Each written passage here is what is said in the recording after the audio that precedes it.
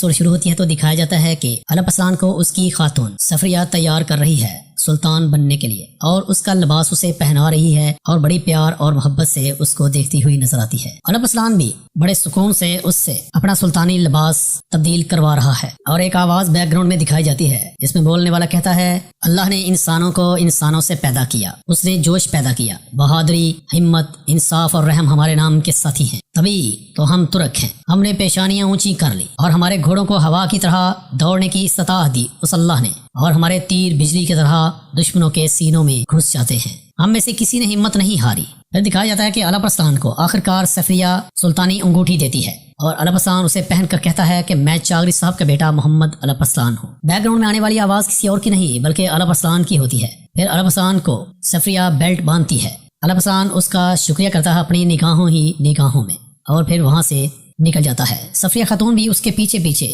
وہاں سے چلی جاتی ہے۔ ان کی منظر ہے تخت والا کمرہ جہاں پر علپ اسلان سلطان کے روپ میں براجمان ہوگا۔ سفریہ خاتون اور محمد علپ اسلان چلتے جا رہے ہیں، اور محمد علپ اسلان کی آواز پھر سے بیک گراؤنڈ میں آنا شروع ہوتی ہے۔ وہ کہتا ہے، میرے آباء و اجداد جنہوں نے تیان شان پہاڑوں کا دھواں اپنے سروں پر اٹھایا اور وہ میدانوں کے بیچ سے نکل کر تمام سمتوں میں چلے گئے، انہوں نے صحرا میں اپنا راستہ بنایا اور چٹانوں کے درمیان سے گزر گئے۔ علپ اسلان مسلسل بڑھتا جا رہا ہے جبکہ راستے میں سپاہی اور خادمین اپنی گردنیں جھکائے اسے راستہ دے رہے ہیں۔ علپ اسلان پھر بولتا ہے، کہتا ہے، اور خراسان میں ایک بہتے ہوئے دریا کی طرح آئے جو کبھی اپنے راستے سے نہیں ہٹتا، اپنے والد چاغری بے کے ساتھ، اپنے چچا تغرل بے کے ساتھ، دور دراز علاقوں سے، کبھی کبھی پہاڑی علاقوں سے، اور کبھی کبھی سردیوں میں خراسان کے میدان میں سرداران کے ساتھ مل کر لڑا۔ ایک نہ ختم ہونے والا خواب میرے اندر پروان چڑھا، اور آج وہ دن ہے جب میں ان کی وراثت اس عظیم ریاست کو سنبھالوں گا۔ اب سے ہر چیز جو میں سوچتا ہوں یا منصوبہ سچ ہو جائے گا، ہماری ہوائیں ہر طرف چلیں گی، اور ہر وہ جگہ جس سے ہم گزریں گے ہمارے رنگ سے رنگین ہوگی، ہماری زبان بولی جائے گی، ہمارے نام پھیل جائیں گے، اور میری قوم اسلام کا جھنڈا اٹھائے گی، مشرق میں سورج کے طلوع ہونے تک، اور جنوب میں دوپہر تک، مغرب میں غروب آفتاب تک، اور شمال میں آدھی رات تک۔ جو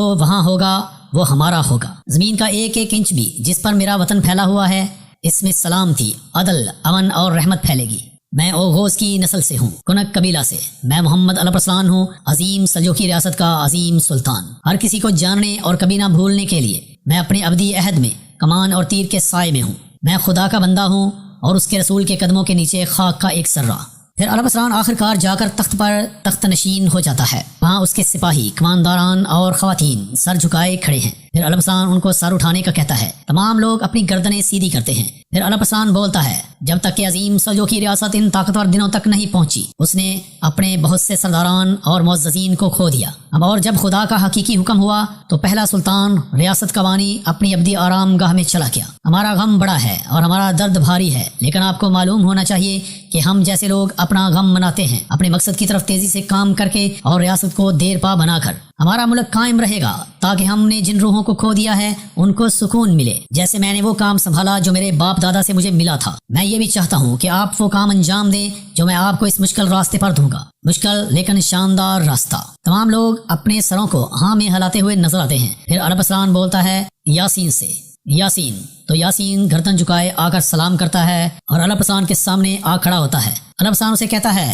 اب سے تم ہماری دہلیز پر پہرے دار بنو گے اور ہمارے دروازے پر پردہ، یہ آپ ہی ہوں گے، اب سے آپ کا کام حاجب بننا ہے۔ یاسین علپ بڑی خوش دلی سے یہ عہدہ قبول کرتا ہے اور کہتا ہے، ہمارے سلطان کی پیشکش بہت زبردست ہے، آپ کا حکم میرے سر ماتھے پر اور میری جان اس کے لیے فدیہ ہے۔ میرے سلطان، خدا آپ کی عمر دراز کرے اور آپ کی حالت کو قائم رکھے۔ پھر وہ آگے بڑھتا ہے اور علپ اسلان کی لباس کو بوسہ دیتا ہے اپنے تابعداری کا اظہار کرنے کے لیے۔ پھر محمد علپ اسلان یعنی سلطان محمد علپ اسلان کہتے ہیں کودر بیس سے، وہ آگے نکلتے ہیں اپنی لائن سے۔ علپ اسلان کہتا ہے، آپ کے کروان کی حکمرانی کے آگے ہماری نئی مہمات میں آپ ہمارے والد محترم مرحوم چاغری بے کی طرح ہوں گے، آپ سلجوق ریاست کی فوجوں کے کمانڈر ہوں گے۔ کودر بے کہتے ہیں، ہمارا سلطان جو بھی ہمیں کام دیتا ہے وہ ہمارے لیے اہم ہے۔ پھر وہ آگے بڑھتے ہیں اور علپ اسلان کی بیعت کرتے ہیں۔ پھر محمد علپ اسلان کہتے ہیں باتور بے سے، بہادروں کا سب سے بہادر، جو جنگ میں ایک جنگجو تھا، میرے دادا کی فوج سلجوق میں میرے والد اور چچا کے ساتھ کندھے سے کندھا ملا کر لڑا، آپ اب سے ریش شہر کے کمانڈر ہوں گے۔ باتور بے کہتے ہیں، الحمدللہ رب العالمین، میری وہ آنکھیں جو اپنی چمک دمک سے چلی گئی تھی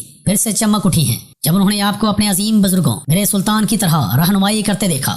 پھر وہ آگے بڑھتے ہیں اور البستان کی دوسرے لوگوں کی طرح بیعت کرتے ہوئے نظر آتے ہیں۔ پھر البستان کہتا ہے آوار سے، آرتک سے، آتسیس سے۔ وہ تینوں کمانڈر باری باری آگے بڑھتے ہیں جو کہ البستان کے انتہائی جانباز اور مخلص ساتھی شروع سے محمد البستان کے شانہ بشانہ لڑے اور اخلاص اور محبت اور جذبے سے انہوں نے اپنی جان کو البستان کے آگے پھینک دیا۔ البستان کہتا ہے بچپن سے لے کر آج تک تم میرے راستے کے راہی رہے اور میری بدقسمتی میں میرے ساتھی، اور تم نے ڈھال کی طرح میرا دفاع کیا۔ میں تمہیں اپنے پاس، اپنے دائیں اور بائیں، اپنے آگے اور پیچھے دیکھنا چاہتا ہوں، جیسے ہم اب تک ہر راستے پر اکٹھے چل چکے ہیں۔ میں اب آپ کے ساتھ اس راستے پر جانا چاہتا ہوں۔ تینوں اپنے اپنے دل پر ہاتھ رکھتے ہیں اور اپنے اخلاص اور محبت کا یقین دلاتے ہیں البستان کو۔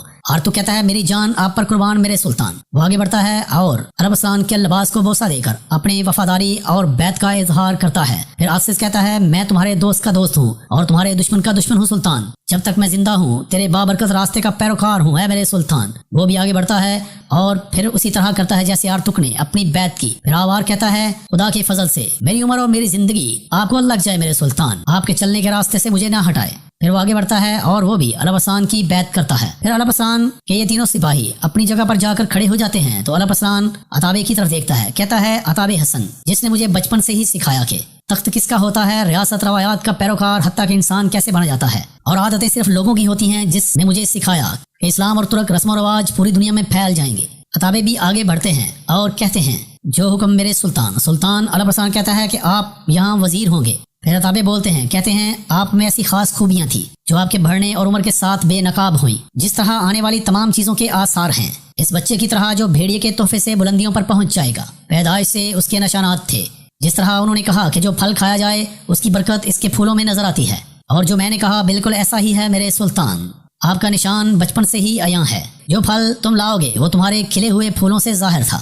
میں ہر وقت تیار ہوں کسی بھی کام کے لیے جو آپ مجھے میری جان اور سر کے کھونے سے حکم دیتے ہیں میرے سلطان۔ اللہ آپ کی زندگی میں برکت دے اور ریاست کو قائم رکھے، جہاں بھی آپ اشارہ کریں گے میں حاضر ہوں گا انشاءاللہ۔ تمام لوگ عتاب حسن کی یہ حکیمانہ باتیں سن کر انتہائی محظوظ ہوتے ہیں اور خوش دکھائی دیتے ہیں۔ پھر البستان ایک طرف دیکھ رہا ہوتا ہے۔ پھر ناظرین دکھایا جاتا ہے کہ ایک قاصد کو ایک سلجوقی سپاہی لے کر جا رہا ہوتا ہے۔ ادھر عتاب البستان سے کہتے ہیں کہ میرے سلطان جب تک آپ سیدھے راستے سے نہیں ہٹیں گے ہم آپ کے شانہ بشانہ لڑیں گے اور آپ کے ساتھ قدم سے قدم ملا کر چلیں گے۔ اللہ آپ کو اس فتنہ سے محفوظ رکھے جس سے آپ ڈرتے ہیں، اور آپ کو اس سے زیادہ دے جو آپ چاہتے ہیں۔ تمام لوگ آمین کہتے ہیں اور عتاب حسن پھر آگے بڑھ کر اپنی بیعت کا اظہار کرتے نظر آتے ہیں۔ پھر وہ جا کر اپنی صف میں کھڑے ہو جاتے ہیں۔ پھر البستان کہتا ہے سیلجن اماں سے، آکنائے اماں سے، اگر ہم یہاں محفوظ اور صحت مند ہیں یہ آپ کی دعاؤں کی بدولت ہے کہ آپ نے ہمیں ہتھیاروں کی طرح لیس کیا ہے۔ وہ دونوں بھی انتہائی خوش دکھائی دیتے ہیں۔ پھر البستان بولتا ہے، کہتا ہے پورے محل میں حکم آپ کی ذمہ داری ہے۔ آکنائے اماں کہتی ہیں خدا آپ کو کامیابی عطا فرمائے اور آپ کی زندگی میں برکت عطا فرمائے میرے سلطان۔ سیلجن اماں بولتی ہیں خدا آپ کی زندگی کو برکت دے اور آپ کا مستقبل روشن کرے۔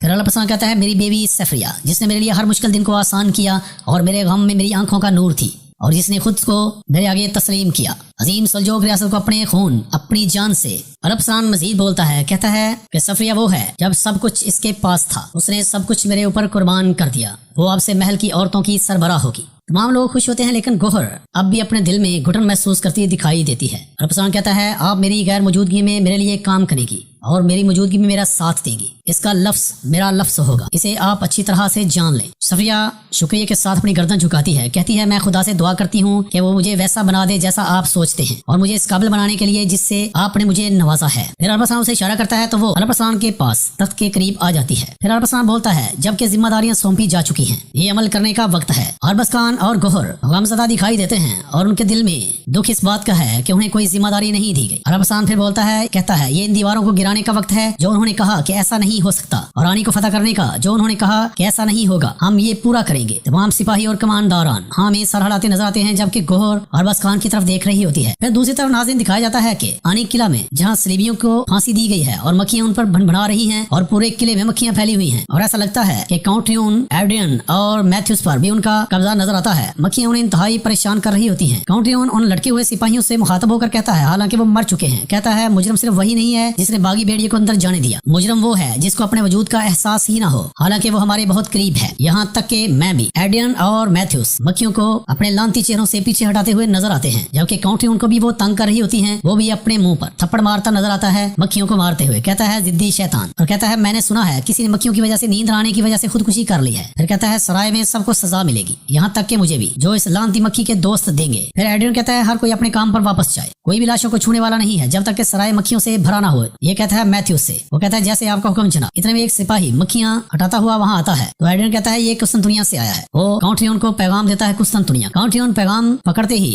ہنسنے لگتا ہے۔ دوسری طرف دکھایا جاتا ہے کہ الاپسان بیٹھا ہوا ہے تخت پر اور کہتا ہے کہ اینی ہمارا ہدف ہے، ہم اینی کو جتنا لینا چاہتے ہیں وہ بھی اس پر قائم رہنا چاہتے ہیں، کیونکہ وہ یہ بھی جانتے ہیں کہ اینی کو لینے کے بعد ترک اناتولیا جائیں گے اور اناتولیا کے بعد قسطنطنیہ ہوگا۔ پھر وہ ایتھسس سے کہتا ہے کہ نقشہ نیچے رکھو۔ ایتھسس آگے بڑھتا ہے اور نقشہ زمین پر پھیلا دیتا ہے۔ الاپسان تلوار نکال کر تخت سے اٹھتا ہے اور نقشے کے ذریعے سمجھانے لگتا ہے، کہتا ہے اینی جو ترکوں کی حکمرانی میں پھلے پھولے گی۔ جب ہم نے اینی سے قسطنطنیہ کو ترکوں کے قدموں کی آواز سنانی ہے، یہ آواز نہ صرف قسطنطنیہ کو ہلا دے گی بلکہ پوری دنیا کو۔ آنی کے ارد گرد بازنطینی جاگیردار، جارجیا کی شاہی فیملی، مریم نیسین، ایمبرٹ اور سوبین، میرے سلطان۔ اتنے میں ایک سپاہی وہاں آتا ہے، آ کر کہتا ہے بازنطینی شہنشاہ کا نجی قاصد آیا ہے، وہ آپ کے سامنے پیش ہونا چاہتا ہے۔ الاپسان کہتا ہے اسے اندر آنے دو۔ وہ سپاہی واپس جاتا ہے، ایتھسس نقشہ لپیٹ کر ایک سائڈ پر لے جاتا ہے، پھر الاپسان جا کر تخت پر براجمان ہو جاتا ہے۔ اتنے میں وہ قاصد آتا ہے اور آ کر کہتا ہے روم کے عظیم کیسر سے سلطان سلجوق تک۔ الاپسان کہتا ہے خواجہ۔ یاسین آگے بڑھتا ہے اور خط لے کر خواجہ حسن کو دیتا ہے۔ وہ خط کھولتے ہیں اور کھول کر اسے پڑھنے لگتے ہیں۔ لکھا ہوتا ہے عظیم روم کے نئے کیسر سے سلجوق ریاست کے نئے سلطان کو، مجھے آپ کے چچا سلطان تغرل کی وفات پر آپ سے ہمدردی ہے اور میں آپ کو ان جیسے عظیم اور طاقتور حکمران کی میراث میں ملنے پر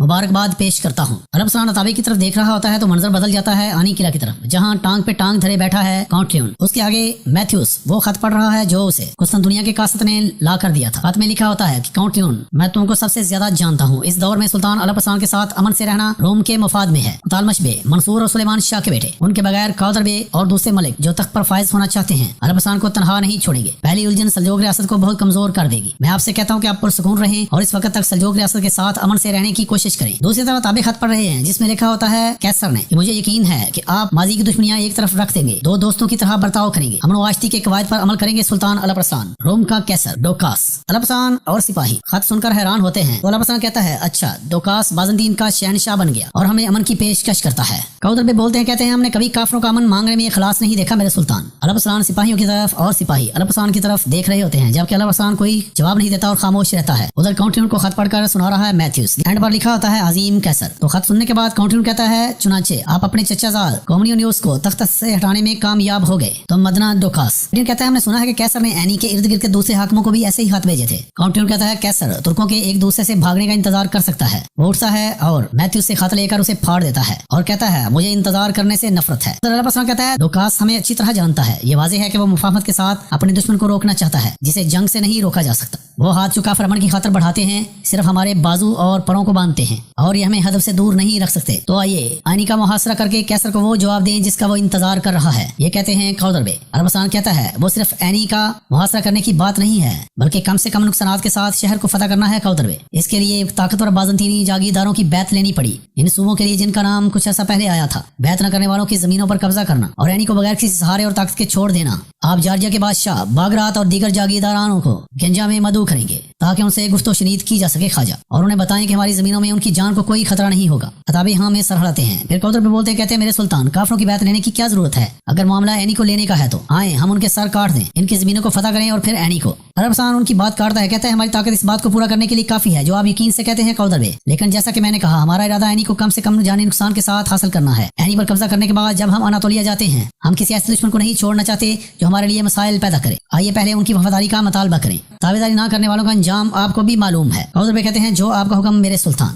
الاپسان پھر بولتا ہے، کہتا ہے جب ہم فتح اور اہداف کے بارے میں بات کر رہے ہیں ہمارا اصل ہدف جو ہمارے اللہ رب العزت نے ہمارے لیے بنایا ہے یہ رعایا کی حفاظت اور سلامتی کو نظر انداز نہ کرنا ہے۔ خواجہ ہمیں شہر جانا چاہیے اور لوگوں کے مسائل ان سے ذاتی طور پر سننے چاہیے۔ اتابے حسن ہاں میں سر ہلاتے ہیں۔ ادھر سلیمان منصور سے کہہ رہا ہے کہ کہاں بھاگ رہے ہو، تم جہاں بھی جاؤ گے الاپسان تمہیں ڈھونڈ لے گا۔ منصور سے کہتا ہے جب مجھے جانے کی جگہ ملتی ہے میں اپنے والد کو تالمش بے کے مردوں میں سے بھی کوئی ایسا شخص تلاش کروں گا جو میرا ساتھ دے اور پھر ہم الاپسان بے کو جواب دے ٹھہرائیں گے، اور تم جاؤ اور اس دن کا انتظار کرو جب تم اس کے آگے سر تسلیم خم کم کرو گے جب وہ تمہارے گلے میں رسی لپیٹتا ہے جبکہ تم ڈرتے ہو؟ منصور جانے لگتا ہے تو سلیمان اسے بازو سے پکڑ کر کہتا ہے میرے والد کا سب سے مضبوط حریف سلطان الب ارسلان تھا، لیکن وہ سب سے زیادہ اس کی تعریف اور محبت کرنے والا تھا۔ میں بھی اداس اور دکھی ہوں، لیکن ہمیں برداشت کرنا چاہیے اور اس تقدیر پر صبر کرنا جو ہمارے لیے خدا کے فیصلے سے پہنچی ہے۔ وہ منصور کو سمجھاتا ہے لیکن منصور لگتا ہے کہ ماننے والا نہیں۔ ادھر جاسوس جو کہ سلطان الب ارسلان کے ہیں ایک آ کر دوسرے سے کہتا ہے ملک منصور سے نظریں نہ ہٹانا اور وہ بھاگ جائے گا۔ سلیمان شاہ کے بارے میں کیا خیال ہے؟ وہ اسے کہتا ہے کہ وہ اسے ٹھہرانے کی کوشش کر رہا ہے۔ سلیمان پھر منصور سے کہتا ہے نہ کرو بھائی، ایسا نہ کرو، لیکن منصور سلیمان کو جھٹک کر وہاں سے بھاگ جاتا ہے۔ جاسوس بھی اس کے پیچھے پیچھے ہو لیتے ہیں۔ سلیمان وہیں کھڑا رہتا ہے جبکہ منصور مسلسل بھاگتا جا رہا ہے۔ سپاہی اور انٹیلیجنس والے اس کے پیچھے ہیں۔ ادھر اکنائے اماں کہتی ہیں باتور بے سے کہ سنا ہے کہ شہر میں بہت ہنگامہ ہے سلطان کی وفات کے بعد، اچھا ہوتا کہ سلطان الب ارسلان لوگوں سے بات کرتے، وقت ضائع کیے بغیر انہیں پرسکون کرنے کی کوشش کریں۔ باتور بے کہتے ہیں کہ تخت کے معاملے میں سلیمان کی لوگوں سے بات چیت اچھی نہیں تھی اور عوام کے مفاد، اتحاد اور سلامتی کو انہوں نے نظر انداز کیا، لیکن جب کہ وہ جانتے تھے کہ الب ارسلان بے سلطان بن چکا ہے، مجھے یقین ہے کہ لوگوں کی پریشانی کم ہو گئی ہوگی۔ اتنے میں الب ارسلان اپنے محافظوں اور صفیہ خاتون کے ساتھ وہاں آتا ہے اور آ کر اربز خان کے سامنے کھڑا ہو جاتا ہے۔ اربز خان کہتا ہے مجھے بھی آنے کی اجازت دیں، میں آپ کی حفاظت کرنا چاہتا ہوں اور آپ کے پیچھے آپ کے سائے کی طرح رہنا چاہتا ہوں۔ ادھر بھی کہتے ہیں کہ آپ کو لگتا ہے کہ آپ کی غداری کو بھول جائیں گے اربز خان، ہمارے سلطان کو تمہاری حفاظت کی ضرورت نہیں ہے۔ اربز خان کہتا ہے محل میں باتور بے کے ساتھ رہو اور وہ کام مکمل کرو جو تمہیں کرنے کا حکم دیا گیا ہے، اس کے علاوہ اگر آپ گوہر کا خیال رکھیں تو بہتر ہوگا کیونکہ اس کا نقصان اور غم بہت زیادہ ہے۔ میں سر ہلاتا ہے اور گوہر بھی ایسا ہی کہتی ہے۔ پھر اربز خان گھوڑے پر سوار ہوتا ہے۔ ادھر بے اور اربز خان ایک دوسرے کو اچھی نظروں سے نہیں دیکھ رہے ہوتے۔ اربز خان کے سپاہی بھی گھوڑوں پر سوار ہو جاتے ہیں اور پھر اربز خان محل سے نکل جاتا ہے۔ ادھر منصور بھاگتا جا رہا ہے اور سپاہی اس کے پیچھے ہیں۔ وہ لوگوں کو پھلانگتا ہوا بڑی تیزی سے آگے بڑھ رہا ہے، لیکن آخرکار اسے سپاہی ہر طرف سے گھیر لیتے ہیں۔ وہ ایک آدھے سپاہی کو جھگڑا کرنے کے بعد گرا کر وہاں سے نکلنا چاہتا ہے، لیکن آخرکار پھر پکڑا جاتا ہے، لیکن پھر وہ سپاہیوں کو مار کر پیچھے ہٹاتا ہے اور وہاں سے بھاگ جاتا ہے۔ دوسری طرف میتھیوس ابھی لاشوں کے پاس کھڑا ہے تو وہاں کاؤنٹریون آتا ہے جس کو مکھیاں ستا رہی ہوتی ہیں۔ پھر ایک مکھی کو مارتا ہے جو اس کا خون چوس رہی ہوتی ہے، کہتا ہے میں جانتا ہوں کہ تم سب سے عمدہ اور لذیذ خون چاہتی ہو چھوٹی مکھیوں، لیکن مجھے مکھیوں سے نفرت ہے۔ پھر ایڈرین کہتا ہے کیا ہم لاشوں کو دفن کر دیں جناب؟ سپاہی مکھیوں سے تھوڑا پریشان ہے۔ کاؤنٹریون اس کے قریب آتا ہے اور آ کر کہتا ہے الب ارسلان زندان میں تھا ایڈرین، وہ ہمارے زندان میں تھا، کیا آپ جانتے ہیں کہ آگے کیا ہوا؟ وہ آزادانہ یہاں سے چلا گیا اور وہ سلطان بن گیا، جب تک مکھیاں پیٹ نہیں بھرتی لاشیں ادھر ہی رہیں گی ایڈرن، سمجھ گئے؟ وہ کہتا ہے جی بالکل۔ اتنے میں میتھیوس وہاں گھوڑے پر سوار آتا ہے اور آ کر کہتا ہے کہ سلطان الب ارسلان وہ جارجیا کے بادشاہ بگرات اور اینی کے آس پاس کے حاکموں سے ملنا چاہتا ہے، اس نے اپنا قصد دے گا، ہم ابھی تک حاکموں کا جواب نہیں جانتے، لیکن یہ ممکن ہے کہ وہ کیسر کے ذریعے اثر اس سے ملے ہوں۔ کاؤنٹریون سے کہتا ہے وہ پہلے مجھ سے ملیں گے۔ پھر ایڈرین کے پاس آتا ہے، کہتا ہے کیا تم سمجھتے ہو ایڈرین کہ وہ مجھ سے ملیں گے؟ وہ ہمیں سر ہلاتا ہے اور ایک مکھی آ کر ایڈرین کے پیشانی پر بیٹھتی ہے تو کاؤنٹریون سے مار کر وہیں سلطان الب ارسلان لوگوں سے ملاقات کے لیے بازار میں جاتا ہے۔ وہ پورے میں پھرنا چاہتا ہے تاکہ لوگوں کی مشکلات کو سن سکے۔ لوگ اس کو دیکھتے ہیں تو اس کے حق میں نعرے بلند کرنے لگتے ہیں کہ سلطان الب ارسلان زندہ باد۔ سلطان الب ارسلان کے سلجوق سپاہی لوگوں میں خزانہ تقسیم کر رہے ہیں اور ہر ایک کو کوشش کر رہے ہیں کہ اشرفیوں کی تھیلی دی جائے۔ پھر الب ارسلان چلتا ہوا لوگوں کے پاس سے گزرتا ہے تو ایک آدمی کہتا ہے کہ شہر کی سڑکیں چوروں اور ڈاکیوں سے بھری ہوئی ہیں۔ دوسرا بولتا ہے، کہتا ہے میرے سلطان ہم اپنی خواتین کو ان کے ڈر سے باہر نہیں بھیج سکتے۔ تیسرا بولتا ہے، کہتا ہے میرے سلطان ہمیں اپنے مال کی نہیں جانوں کی فکر ہے، ڈاکو ہمارے کارواں لوٹ لیتے، ہم نہیں جانتے کہ کیا کریں۔ ایک بزرگ کہتے ہیں کہ آپ ہماری مدد کریں۔ الب ارسلان سے کہتا ہے اب آپ کے جانوں مال کی ذمہ داری میری ہے، سلجوق ریاست میں کسی پر نہ تو ظلم ہوگا اور نہ کسی کا حق مارا جائے گا، میں آپ سے مدد کا وعدہ کرتا ہوں۔ پھر وہ ایکسس سے کہتا ہے، ایکسس سامنے آتا ہے تو الب ارسلان کہتا ہے تم ان لوگوں کو تلاش کرو گے جو لوگوں کے جانوں مال کو نقصان پہنچاتے ہیں، وہ غافل جو ریاست کو کمزور کرنے کی کوشش کرتے ہیں، ان کا حساب بہت بھاری ہوگا، اللہ آپ سے راضی ہو۔ یہ لوگ پھر سلطان الب ارسلان کو دعا دیتے ہیں۔ ایکسس حکم کی بجا آوری کا کہتا ہے، لوگ پھر سلطان الب ارسلان زندہ باد کے نعرے لگانے لگتے ہیں۔ دوسری طرف صفیہ خاتون آکنائے اماں اور سیلجن خاتون کے ساتھ بازار میں کھڑی ہے، ان کے سامنے بھی لوگ شکایتوں کے انبار لے کر آئے ہیں۔ ایک خاتون کہتی ہے ہمارے شہر پر غلبہ پانے والے گروہ ہمارے ساتھ دھوکہ کر رہے ہیں اور انہیں اپنے ساتھ ملا رہے ہیں، صفیہ خاتون اللہ کے لیے ہماری مدد کریں۔ ایک خاتون بولتی ہے کہ کافروں کا لباس پہن کر وہ آتے ہیں اور ہمیں دھوکہ دے کر دین سے دور کرتے ہیں۔ صفیہ نے کہتی ہے فکر نہ کریں، سب سے آپ کی حفاظت کی ذمہ داری ہماری ہے، ہمارے سلطان کے علم کے بغیر ایک پرندہ بھی شہر میں اڑان نہیں بھر سکے گا۔ پھر صفیہ خاتم ہوتی ہے سیلجن اماں سے، کہتی ہے ہمیں اپنے بچوں کے ذہنوں کو کفار کے زہر سے بچانا ہے۔ خواتین بھی سلطان الب ارسلان زندہ باد کے نعرے لگانے لگتی ہیں۔ دوسری طرف دکھایا جاتا ہے کہ باتور بے آتے ہیں اور کہتے ہیں تمہیں دوا خانے میں بیٹھنے کا کوئی شوق نہیں ہونا چاہیے، چلو کچھ کھاؤ اور کام پر نکلو بوڑھے بھیڑیے۔ اتنے میں ایک سپاہی آتا ہے، کہتا ہے باتور بے سے کہ میں وہ کھانا لایا ہوں جو آپ نے آرڈر کیا تھا۔ وہ کہتے ہیں تمہیں دیر ہوگی بہادر، وہ بوڑھا بھیڑیا بھوک برداشت نہیں کر سکتا، میں خود گیا اور کھانا لے آیا، پھر بھی شکریہ، اور کہتے ہیں کہ یہ تم کھا لو۔ پھر وہ سپاہی کھانا لے کر چلا جاتا ہے۔ باتور بے آ کر کھانے کو دیکھتے ہیں تو وہاں مرغ بھی نہیں ہے اور کچھ بھی نہیں، کہتے ہیں واہ سبحان، سب کچھ غائب ہو گیا، میں تو خود لے کر آیا تھا یا نہیں لایا، بوڑھے باتور، یا تم خیالوں میں گم رہنے کے لیے بوڑھے ہو گئے ہو۔ دوسری طرف الب ارسلان کچھ طالب علموں کے پاس جاتا ہے جو اسے خوش آمدید کہتے ہیں۔ پھر ایک تاجر کے پاس کھڑا ہو جاتا ہے، الب ارسلان پوچھتا ہے یہ کتنے کا ہے؟ وہ کہتا ہے استغفر اللہ، یہ آپ کے لیے تحفہ ہے میرے سلطان۔ الب ارسلان کہتا ہے بتاؤ قیمت کیا ہے؟ وہ کہتا ہے 10 سکے میرے سلطان۔ الب ارسلان کہتا ہے یہ زیادہ نہیں؟ وہ آدمی کہتا ہے یہ رے ہے میرے سلطان، جس کے پاس پیسے ہوتے ہیں صرف وہی خریدتا ہے، باقی گاؤں جاتے ہیں۔ پھر الب ارسلان یاسین سے کہتا ہے حاجب، وہ آگے ہوتا ہے، کہتا ہے میرے سلطان عرب حسان اس تاجر کو اشرفیاں دیتے ہیں اور کہتے ہیں اپنا سامان ضرورت مندوں میں تقسیم کر دو، اب سے تمہیں شہر میں فروخت ہونے والی ہر چیز کا دام بتایا جائے۔ پھر عرب حسان اسے اشرفیوں کی تھیلی دے کر وہاں سے چلا جاتا۔ صحابہ کہتے ہیں عرب حسان سے کہ سلیمان کے دور میں لوگ تنہا ہو گئے، سلیمان نے بالکل ان سے بات نہیں کی اور نہ کوئی دھیان دیا ہے۔ اتنے میں وہاں ایک آدمی آتا ہے جس کو آرتک روکتا ہے، لیکن وہ کہتا ہے میں سلطان سے ملنا چاہتا ہوں۔ عرب حسان اسے آنے کا کہتا ہے، وہ کہتا ہے محترم سلطان، میں آپ سے اس وقت محل میں ملا تھا جب میں سلطان تغرل کی خدمت میں تھا۔ عرب حسان کہتا ہے ہاں یاد آیا تاجر جاتو۔ وہ کہتا ہے میں آپ کے چچا کی طرح آپ کی خدمت میں حاضر ہوں میرے سلطان، میرے کارواں ہمیشہ آپ کے حکم کے منتظر ہیں۔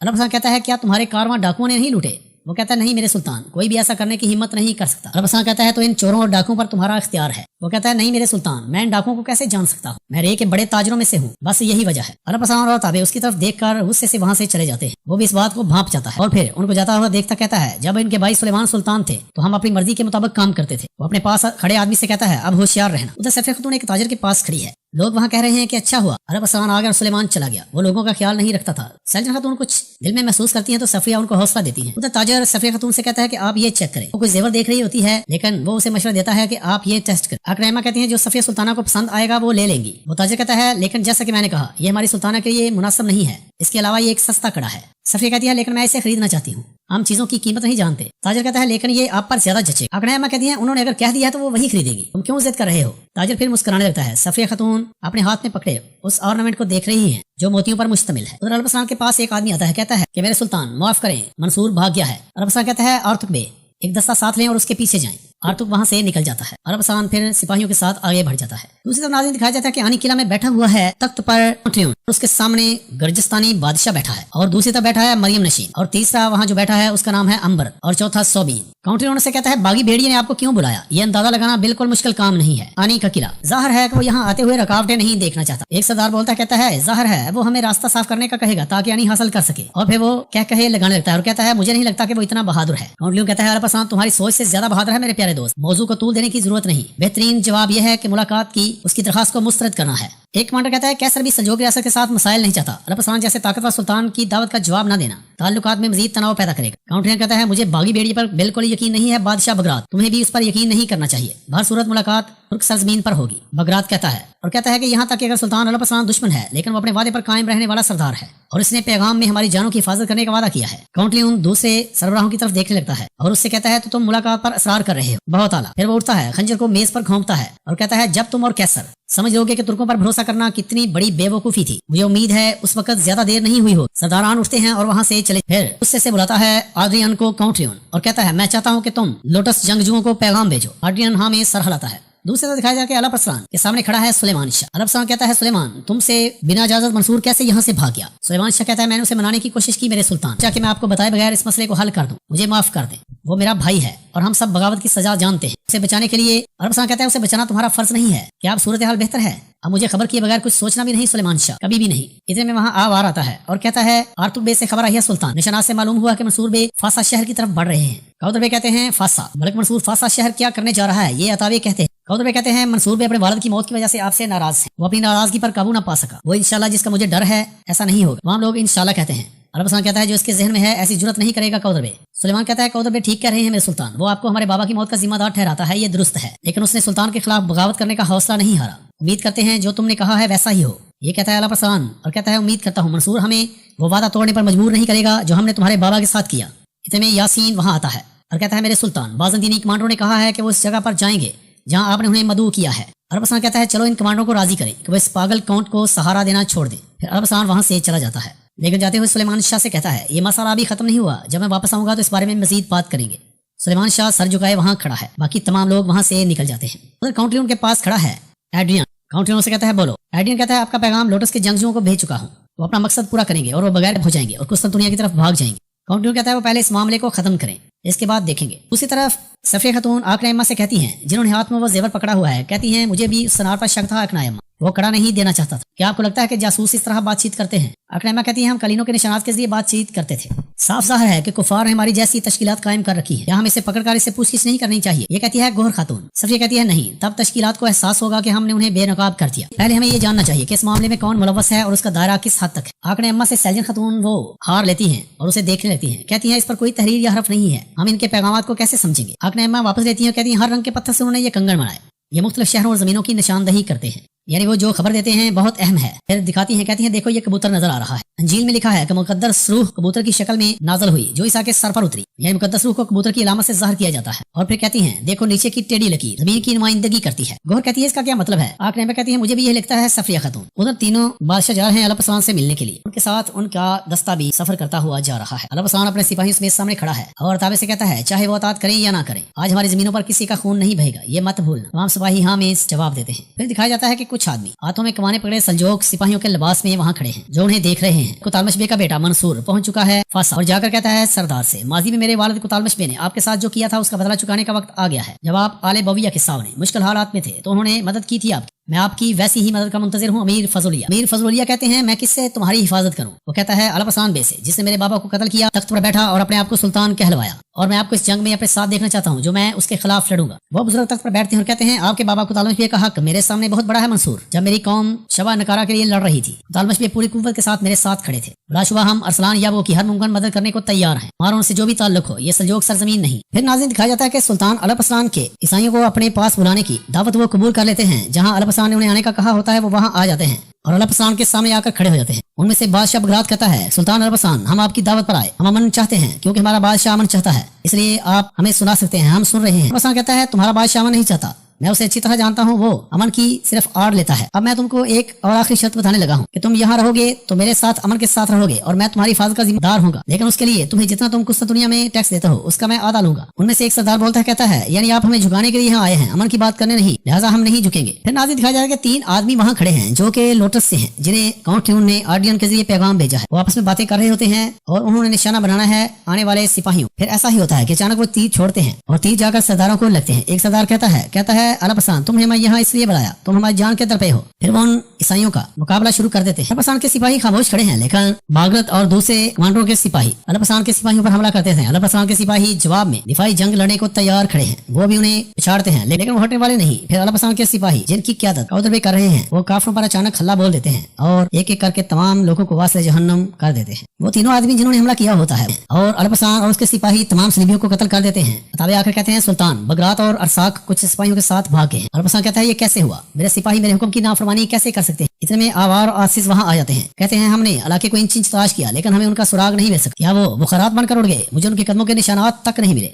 आसिस कहता है हमने हर जगह देखा जहाँ वो जा सकते हैं या छुप सकते हैं। आवार कहता है कौन जानता है कि वो किस सोराख में दाखिल हुए। फिर वो आगे बढ़ जाते हैं। उधर बगरात जो कि जख्मी है भागा जा रहा है। दूसरा कमांडर कहता है अलपसान जिसे हम वादे का पासदार समझते थे उसने हमें वहाँ कत्ल करने के लिए बुलाया, जिस जंग की तुमने धमकी दी वो अभी से शुरू हो रही है अलपसान। फिर वो कमांडर रुकता है तो बगरात कहता है क्या हुआ, तुम रुक क्यों गए। वो कहता है हो सकता है वो हमारा ताकुब कर रहे हो, मुंतशिर होकर चलो, और कहता है आने में मिलते हैं। और फिर वो अपने अपने रास्ते जुदा कर लेते हैं। उधर अलपसान कहता है भागने वालों को तुम कैसे नहीं जानते हाजिब, क्या मुहाफिजों में से कोई ऐसा है जिसे हम चेहरे से ना पहचानते हो, ये कैसे मुमकिन है। इतने में आवार और आसिस वहाँ आते हैं और आकर कहते हैं हमें नहीं मिले। अलपसान शदीद गुस्से में दिखाई देता है, लेकिन कहता है लेकिन तुम्हें नहीं मिले ये कैसे हो सकता है, उन्हें किसी भी कीमत पर तलाश करो। आवार और आसिस फिर वापस चले जाते हैं। अरबस खान कहता है इस मामले के पीछे जो भी है मुझे नहीं लगता कि वो हमसे दूर है। कौरव बे कहते हैं क्या कहना चाह रहे हैं अरबस खान बे, सुल्तान के सामने कुफार को अतात करवाने की बजाय कत्ल करने का कहने वाले तुम नहीं थे कौरव बे, ये कहता है अरबस खान। कौरव बे कहते हैं हाँ मैंने कहा तो, और कहते हैं तुम हर एक को अपनी तरह गद्दार समझते हो, क्या मैं सुल्तान के पीछे चालें चलने वाला आदमी लगता हूँ। हाँ इंसान को हर एक अपने जैसा दिखता है। अरबस खान को गुस्सा आ रहा होता है लेकिन वो सुन रहा होता है। कौरव बे कहते हैं इसके अलावा अरबस खान बे कैसे मालूम ये आपने नहीं किया, महल में मौजूद सबने आपकी बात सुनी, वो लोग जो भागे,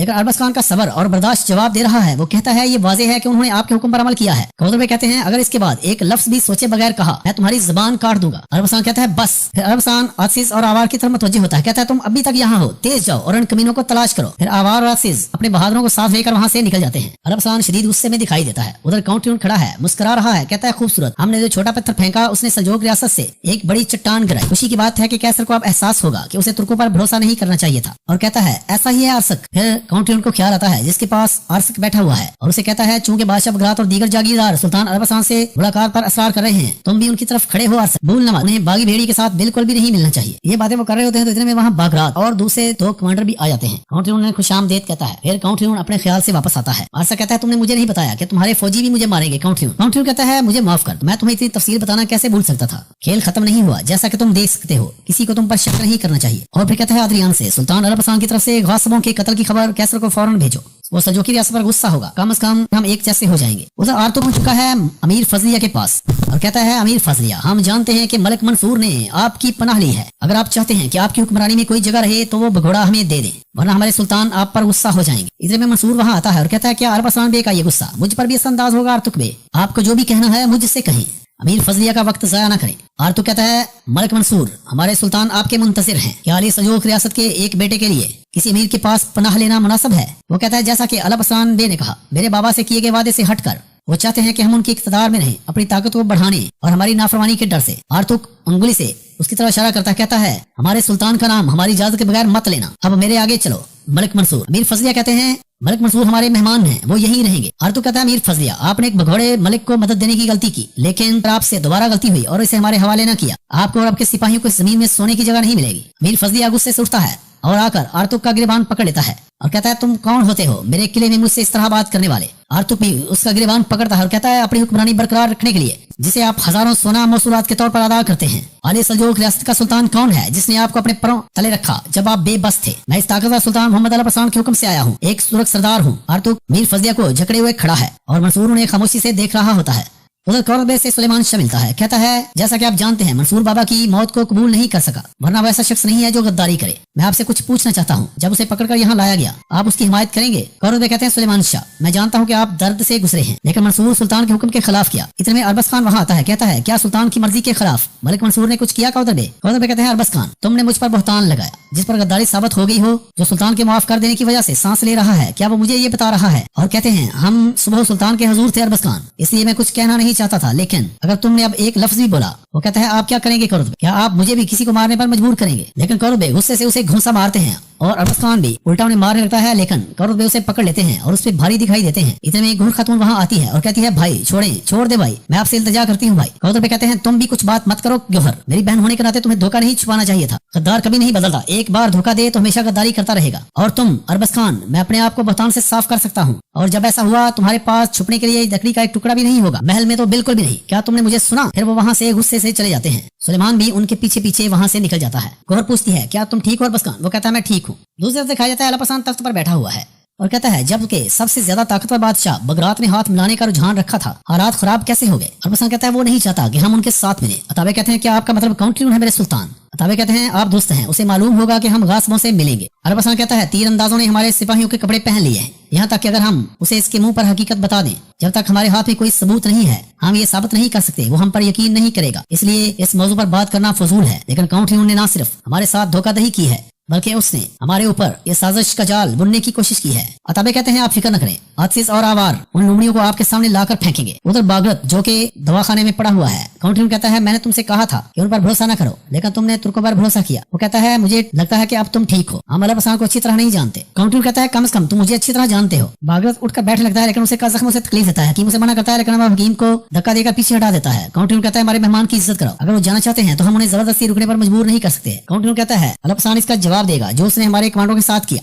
बागरत कहता है, अब आराम का वक्त नहीं है, हमें फौरी तौर पर फौज को इकट्ठा करना चाहिए। काउंटर कहता है, मैं तुमसे नाराज नहीं हूँ मेरे प्यारे बगरात, आपको माफी मांगने की जरूरत नहीं है, क्योंकि मैं दुरुस्त हूँ। यहाँ तक कि जिस फौज को तुम जमा करोगे वो फौज भी मेरे हुक्म से ही लड़ेगी। फिर काउंटर उसे पीने के लिए शरबत देता है, कहता है, कुछ देर के लिए आराम कर लो, और फिर वहाँ से चला जाता है। तो वो आर्डियन काउंटर के साथ बाहर आ जाता है और कहता है, जनाब वो अभी छुपे हुए हैं और उम्मीद है कि वो खामोशी से कुस्तुनतुनिया पहुंच जाएंगे जब हालात पुरसुकून होंगे। काउंटर कहता है, बागी भेड़िए के सिपाही उन्हें कभी नहीं ढूंढ सकेंगे, मैं खुद कमांडो का शुक्रिया अदा करना चाहता हूँ। ये वो आर्डियन से कहता है और आगे बढ़ जाता है। उधर अरबस खान भी आगे बढ़ता जा रहा है एक किले। इतने आर्तुक वहाँ आता है और आकर कहता है कि मेरे सुल्तान अरबस खान पूछता है, क्या तुमने मलिक मंसूर को पकड़ लिया? आर्तुक कहता है, उसने अमीर फजलिया के पास पनाह ली हुई है मेरे सुल्तान में। अरबस खान कहता है, क्या तुमने अमीर फजलिया को उसे अपने हवाले करने को नहीं कहा? आर्तुक कहता है, मैंने कहा मेरे सुल्तान, लेकिन उसकी एक शर्त है। अरबस खान कहता है, कैसी शर्त? फिर आर्तुक कुछ बताता नहीं और देखने लगता है अरबस खान की तरफ। फिर वो वापस जाता है अपने ख्याल में जहाँ उसने गिरबान पकड़ा था अमीर फजलिया का, और अमीर फजलिया ने उसका। अमीर फजलिया से कहते हैं, तुम कौन होते हो मेरे किले में मुझसे इस तरह बात करने वाले? और आर्तुक अरबस खान को बाकी तमाम वाकया बताता है कि किस तरह से अमीर फजलिया ने एक इलाका उनसे मांगा है जिसका नाम शहराज है। अरबस खान हाजिब से कहते हैं, अमीर फजलिया को बुलाएं हाजिब। वो ताबेदारी का कहते हैं, तो फिर अरबस खान अपने सिपाहियों समेत आगे बढ़ जाता है। फिर नाज़रीन दिखाया जाता है कि रेस शहर में रात का वक्त है और बातूर बे फिर एक दफा अपने कमरे में आते हैं और उनका बिस्तर लगा हुआ है। फिर कहते हैं, ये मैंने बनाया है या किसी और ने बनाया है? फिर खुद को याद करवाते हैं और कहते हैं, लेकिन ये चीजें भी तरतीब दी गई हैं, कौन ऐसा कर रहा है? उनके बूट और जूते भी सही तरह से रखे गए हैं। कहते हैं, तौबा अस्तगफिरुल्लाह। استغفراللہ یہ کیا ہو رہا ہے میرے ساتھ؟ یا تو کوئی مجھ سے گڑبڑ کر رہا ہے یا عظیم باتور پاگل ہو گیا ہے، اپنے سر کو وہ اپنے ہاتھ سے مار لیتے ہیں، کہتے ہیں توبہ استغفراللہ یہ کیا ہو رہا ہے میرے ساتھ۔ پھر ناظرین دکھایا جاتا ہے کہ ادھر الپسان وہی ہار جو صفیہ خاتون نے اس تاجر سے خریدا ہے اس کو دیکھ رہا ہے، کہتا ہے تو کفار رے میں منظم ہے، میں نے اندازہ لگایا لیکن مجھے پرواہ نہیں تھی۔ صفیہ کہتی ہے کیوں؟ وہ کہتے ہیں سلجوق تنظیم اہم کام کرتی ہے۔ صفیہ خاتون کہتی ہیں تو کیا وہ ہمارے سپاہیوں کی طرح اپنی جانیں قربان کرتے ہیں؟ سلطان الپسان کہتے ہیں بالکل وہ کرتے ہیں، میرے بھائی الپگود کی طرح، شامل بے کی طرح، وہ اپنی ماں، دادا، بہنوں اور خود کو نہیں چھوڑتے۔ کافروں کا خون ترکوں کے خون کی طرح ان کی رگوں میں نہیں دوڑتا، کیونکہ ترک ان سے ہر لحاظ سے بہترین ہیں اور ان سے زیادہ بہادر بھی۔ ترکوں کا خون مشکلات کے وقت جوش میں آتا ہے لیکن کافروں کا خون جم جاتا ہے، ان کی جان کا خوف ان کی ریاست کے سامنے آ جاتا ہے۔ یہی وجہ ہے مجھے ان کو تلاش کرنے کی ضرورت نہیں، وہ میرے سامنے ایک دوسرے کو آگ میں ڈالیں گے۔ صفیہ خاتون کہتی ہیں تاہم میں اقناء امہ کے ساتھ اس عیسائی قبرستان جا کر معلوم کرنا چاہوں گی کہ وہ کیا کرنے یا چھپانے کی کوشش کر رہے ہیں۔ الپسان بے کہتے ہیں اگر میں نے کہا تم سے کہ مت جانا تو صفیہ خاتون کہتی ہیں سلطان کی حیثیت سے یا میرے شوہر کی حیثیت سے آپ ایسا کریں گے؟ سلطان الپسان کہتے ہیں شوہر کی حیثیت سے۔ صفیہ خاتون کہتی ہیں پھر چاہے رات ہو جائے میں اصرار کرتی رہوں گی۔ الپسان بے کہتے ہیں او خدایا میں کل رات سو نہیں سکا کیونکہ ملک شاہ نے مجھے سونے نہیں دیا اور بظاہر آج رات ہم آپ کو سنیں گے۔ تو صفیہ خاتون کہتی ہیں تو پھر مجھے اجازت دیں اور راحت سے سوئیں جناب۔ الپسان بے کہتے ہیں ٹھیک ہے میں اجازت دیتا ہوں لیکن محافظ بھی آپ کے ساتھ آئیں گے، جب آپ وہاں ہوں گی تو وہ قبرستان کے احاطے کی حفاظت کریں گے۔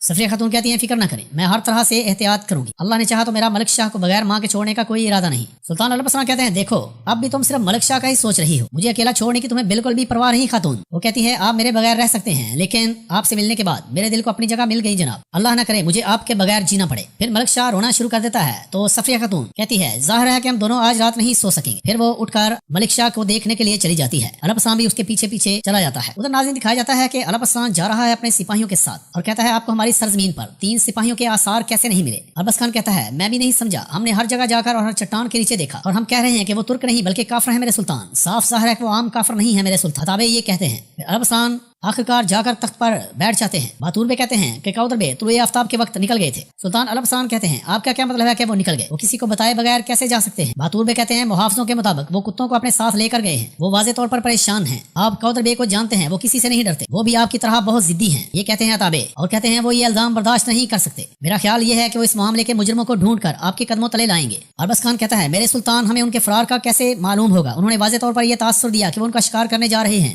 اور کتوں کو اپنے ساتھ لے گئے تاکہ ہم ان کا پیچھا نہ کریں۔ کافی وقت ہو گیا ہے، ہمیں ان کا پیچھا کرنا چاہیے۔ البس خان بے کہتے ہیں آپ ٹھیک کہہ رہے ہیں البس خان بے، ہم ان کے پیچھے جائیں گے لیکن کاؤدر بے کو پکڑنا مت، ہم ان کی حمایت کے لیے ان کی پیروی کریں گے۔ پھر سلطان الپسان وہاں سے نکلتے ہیں تو سپاہی بھی ان کے ساتھ ساتھ قدم سے قدم ملا کر وہاں سے چلے جاتے ہیں۔ ادھر کاؤدر بے کو دکھایا جاتا ہے جنہوں نے 2 کتوں کو پکڑا ہوا ہے اور ان گماشتوں کا سراغ ڈھونڈنے میں مصروف ہیں۔ پھر وہ ایک کتے کو کچھ گھاس سنگھاتے ہیں اور انہیں چھوڑ دیتے ہیں۔ دوسری طرف باگرات، آرسک اور کاؤنٹریون کھڑے ہیں۔ باگرات اپنی فوج سے کہہ رہا ہے یعنی اپنے دستے سے الپسان نے ہمیں دھوکہ دیا، پھر ہم سے کہا کہ ہم عظیم کیسا سے منہ موڑ لیں اور اس کے آگے سر تسلیم خم کر دیں، لیکن یہ سب ایک جال تھا۔ تمہارے سربراہان کے لیے اس دھوکے والے حال میں پھنس جانا بہت افسوسناک بات ہے، اب انتقام لینے کا وقت ہے۔ مریم، آرسک اور کاؤنٹریون ہمارے ساتھ ہیں۔ پھر وہ تلوار نکالتا ہے اور کہتا ہے امبرت کیا آپ اپنے آقا کا بدلہ لینے کے لیے ہمارے ساتھ ہیں؟ تمام سپاہی اپنی اپنی تلواریں نکال لیتے ہیں اور اس سے اظہار یکجہتی کرتے دکھائی دیتے ہیں۔ کاؤنٹریون آرسک کے کہتا ہے باغی بیڑے کا وقت ختم ہو رہا ہے آرسک، اس غصے سے بچنا ناممکن ہے۔ اتنے میں آرڈین وہاں آتا ہے اور آ کر لیون سے کہتا ہے سلجوقی سپاہیوں نے تلاش مکمل کر لیا فندی، قسطنطنیہ کے بہادر جلد ہی سرحد پار کریں گے۔ پھر کاؤنٹریون ان کو لے کر وہاں سے نکل جاتا ہے۔ آرسک بھی مسکرا رہا ہوتا ہے جبکہ باگرت کچھ سوچ رہا ہوتا ہے۔ دوسری طرف الپسان اور اس کے سپاہی بھی جنگل میں پہنچ چکے ہیں۔ اتابے کہتے ہیں وہ یہی کہیں ہیں، ابھی ہی وہ یہاں سے گزرے ہیں۔ دوسری طرف کاؤدر بے کو ایک خفیہ گڑھا دکھایا جاتا ہے جس میں ان عیسائیوں کی وردیاں پڑی ہوئی ہیں۔ ایک سپاہی نیچے اترتا ہے اور ان کے کپڑے نکال کر باہر لے آتا ہے جو انہوں نے سلجوکیوں کا بھیس بدلنے کے لیے پہنے ہوئے تھے۔ کاؤدر بے کہتے ہیں ظاہر ہے کہ اس معاملے کے پیچھے سپاہیوں کے لباس میں چھپے ان کمینوں کا ہاتھ تھا۔ پھر سپاہی سے کہتا ہے کتوں کو یہ چیزیں سنگھاؤ۔ سپاہی کتوں کو وہ چیزیں سنگھانے کے لیے لے جاتا ہے۔ پھر کاؤدر بے کہتے ہیں گھوڑے لے آؤ۔ دوسری طرف ان تینوں کو دکھایا جاتا ہے جو آپس میں باتیں کر رہے ہوتے ہیں۔ کہتے ہیں ایک سلجوکی سپاہی بھی جنگل میں نہیں بچا، آخرکار انہیں احساس ہوا کہ وہ ہمیں نہیں ڈھونڈ سکتے۔ دوسرا کہتا ہے اب ہم جا سکتے ہیں، لیکن اتنے میں انہیں شور سنائی دیتا ہے کتوں کے بھونکنے کا۔ ایک کہتا ہے وہ ضرور ہمارے پیچھے ہوں گے، جا کر دیکھو اور ہمیں آگے آ کر ملو۔ وہاں سے نکل جاتے ہیں، آگ وہیں جلتی رہ جاتی ہے۔ کتے بھی آخرکار آگ والی جگہ پر پہنچ جاتے ہیں انہیں سونگتے ہوئے۔ کاؤدر بے بھی کتوں کے پیچھے پیچھے چلے جا رہے ہیں اپنے سواروں سمیت۔ پھر وہ دکھایا جاتا ہے کہ وہ تینوں گماشتے نہر کے کنارے پہنچ چکے ہیں۔ انہیں پیچھے سے ملنے والا آدمی آ کر کہتا ہے کہ وہ ہمیں ہر جگہ ڈھونڈ رہے ہیں۔ ان تینوں میں سے ایک بولتا ہے کہتا ہے اگر ہم پانی میں داخل ہوتے ہیں تو کتے ہمیں سونگ نہیں سکیں گے، ہم آگے گھوڑوں سے جان چھڑا لیں گے۔ پھر وہ وہاں سے چلے جاتے ہیں۔ کتے مسلسل اپنا سفر جاری رکھے ہوئے ہیں اور آخرکار وہ اس جگہ پہنچ جاتے ہیں جہاں سے وہ تینوں سپاہی گزر کر گئے ہیں۔ وہ تینوں دوڑ رہے ہوتے ہیں، کہتے ہیں جلدی کرو تاکہ وہ نہر میں کود سکیں۔ کاؤدر بے ادھر پہنچ جاتے ہیں جہاں کتے پہنچ چکے ہیں اور آگ تازہ تازہ ابھی بجھی ہوئی ہوتی ہے۔ کاؤدر بے سپاہیوں کو ہوشیار رہنے کا کہتے ہیں اور پھر وہاں سے ایک کپڑا لے کر پھر کتے کو سونگاتے ہیں۔ کہتے ہیں آؤ اسے سونگو، چلو سونگو اسے۔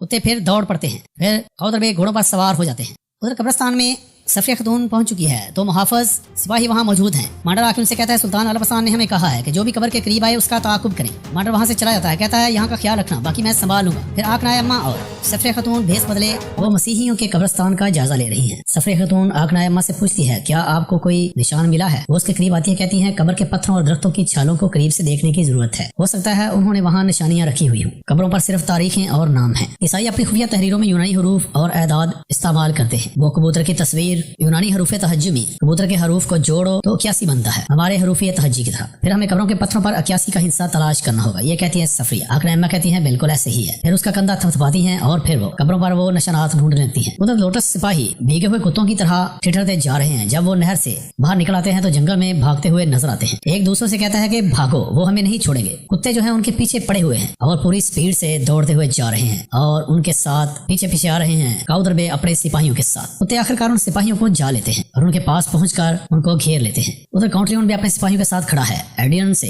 वो कहता है खामोश हो जाओ। जब वो कुत्तों की आवाजें सुनते हैं, कुत्ते उन 3 गमाश्तों को घेरे हुए हैं। इतने में वहाँ काउदर बे भी आ जाते हैं। काउदर बे घोड़े से उतरते हैं और उनके पास आकर कहते हैं तुम्हें क्या लगा कि तुम तुर्क बहादुरों के लिबास के नीचे छुपकर भाग जाओगे, लानतियो। उनमें से एक ईसाई अपना खंजर निकालता है और काउदर बे की तरफ फेंकता है। काउदर बे तो साइड पे हट जाते हैं लेकिन खंजर पीछे खड़े सिपाही के कंधे पे लगता है। फिर वो तलवारें निकाल लेते हैं और उनकी आपस में लड़ाई शुरू हो जाती है। आखिरकार बहुत जल्द ही काउदर बे और उनके सिपाही उन पर गलबा पा लेते हैं और उनकी गर्दनों पर तलवारें रख लेते हैं। काउदर बे कहते हैं अगर तुमने कोई हरकत की तो तुम्हारा साथी मर जाएगा। क्या तुमने सुना? एक सिपाही दूसरे को इशारा करता है तो वो काउदर बे की तलवार अपनी गर्दन पर फेर लेता है और वहीं मरदूद हो जाता है। काउदर बे कहते हैं इसे अब गिरफ्तार करो। वो उसके हाथ बांध देते हैं तो काउदर बे कहते हैं अब हम रे जा रहे हैं ताकि सुल्तान को हकीकत बता सके। अभी वो जाने की तैयारी ही कर रहे होते हैं कि बहुत से सलीबी उन्हें आग घेरते हैं और उनकी क़यादत करने वाला कोई और नहीं बल्कि काउंट ल्यून है। वो वहाँ आ जाता है, कंधे पर तलवार रखते हुए मुस्कुराता है। काउंट ल्यून कहता है बागी भेड़िया बहुत दुखी होगा अगर मैंने तुम्हें मार दिया, आखिर तुम उसके भाई हो, मजाहमत मत करो और बहादुरों को छोड़ दो।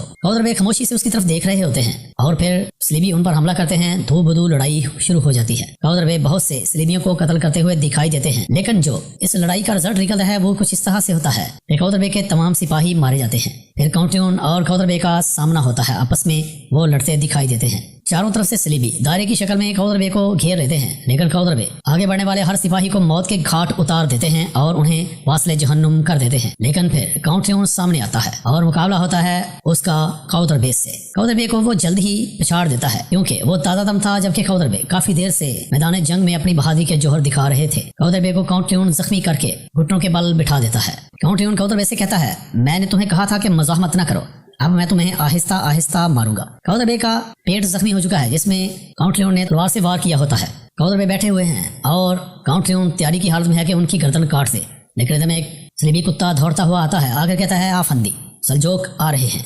काउंट्यून रुक जाता है। फिर मंजर बदलता है तो अलपसान और उसके सिपाही वहां पहुंच जाते हैं जहां लड़ाई के दौरान सलजोक सिपाहियों को कत्ल कर दिया जाता है, जबकि काउदर बे जख्मी हालत में जमीन पर पड़े हुए हैं, जबकि काउंट्यून अपने कमांडरों के साथ दूर खड़ा उनको देख रहा होता है। फिर अचानक काउंट्यून उन 2 गमाश्तों को, जो एक गिरफ्तार हुआ था और दूसरा जख्मी था, वो भी अपने जख्म सहलाता हुआ काउंट्यून के पास खड़ा है। काउंट्यून जल्दी से फुर्ती दिखाता हुआ दाएं और बाएं दोनों तरफ सिपाहियों को खंजर घूमकर मार देता है। वो लुढ़कते हुए पहाड़ी से नीचे गिर जाते हैं। एडियन पूछता है काउंट्यून से जनाब आपने ऐसा क्यों किया? काउंट्यून कहता है हम खतरा मोल नहीं ले सकते एडियन, चलो बागी भेड़िए को इसके मातम में छोड़ दें। फिर वो वहाँ से चले जाते हैं। उधर आना कनाई अम्मा और सफिया अभी भी कब्रिस्तान में फिर रही हैं लेकिन उन्हें कोई सुराग मिलता नजर नहीं आता। उधर सलजोक सिपाही दूसरे से कहता है मैं इनका ताक़ब करूंगा, इतराफ में देखो कोई आ तो नहीं रहा। वो सिपाही वहाँ से चला जाता है। फिर सफिया खातून ये कब्र के पास आती है और आकर कुछ देख दी है तो आकनाई अम्मा से कहती है मुझे लगता है कि मुझे ये मिल गया है। आकनाई अम्मा दौड़ती हुई उसके पास आती है और फिर उस कब्र के कतबे को देखने लगती है। इतने में वहाँ एक ईसाई खातून भी आती है जो उस कब्र पर फूल रख कर चली जाती है। आकनाई अम्मा और सफिया भी ईसाइयों की तरह अपनी इबादत शुरू कर देती हैं और दुआ मांगने लगती हैं ताकि उसे कोई शक न हो। वो खातून वहाँ खड़ी है, दुआ करती है और फूलों का गुलदस्ता रख कर वहाँ से चली जाती है। लेकिन जाते हुए आकनाई अम्मा और सफिया खातून से सलाम करके जाती है। सफिया कहती है देखें आकनाई अम्मा, उन्होंने तारीख और हिंद से लगता है बहुत पहले लिखे हैं लेकिन वाज़ेह है कि ये हाल ही में लिखा क्या है। आकनाई अम्मा कहती है तो आओ पढ़ते हैं यहाँ क्या लिखा है। जो अपने गुनाहों को छुपाता है वो निजात हासिल नहीं कर सकता और जो इकरार करता है और उसे छोड़ देता है वो रहमत तक पहुंच जाता है। सफिया कहती है ये कोई आम खबर नहीं लगती। आकनाई अम्मा कहती है ऐसा ही है। सफिया कहती है माफ करने और मगफरत का लिखा हुआ है, शायद वो गुनाह का एतराफ कर रहा हो। तो कहती है क्या ये कलीसा है? आकनाई कहती है शाबाश मेरी बेटी, यकीनन ये कलीसा ही है और वो शीदा चीज वहाँ मौजूद होती है और शायद इस तंजीम का सरबराह वहाँ मौजूद हो। सफिया यहाँ में सर हिलाती है دوسری طرف دکھایا جاتا ہے ریش شہر میں، جہاں کودر بے کے پاس گوہر خاتون بیٹھی ہوئی ہے۔ کہتی ہے اب آپ کا درد ہمیں بھی محسوس ہو رہا ہے۔ کودر بے بے ہوش پڑے ہوئے ہیں۔ علم پرسان کہتا ہے وہ کیسے ہیں، کیا وہ ٹھیک ہو جائیں گے؟ حکیم کہتا ہے ان کی حالت خراب تھی، لیکن آپ انہیں وقت پر لے آئے میرے سلطان، ہم نے انہیں دوا دی ہے، انہیں کچھ دیر آرام کرنا چاہیے۔ اربستان کہتا ہے خدا کا شکر ہے۔ اربستان کہتا ہے یہ میری وجہ سے ہوا۔ اتنے میں یاسین الپ وہاں آتا ہے، کہتا ہے میرے سلطان امیر فضلیہ آپ کے سامنے حاضر ہونا چاہتے ہیں۔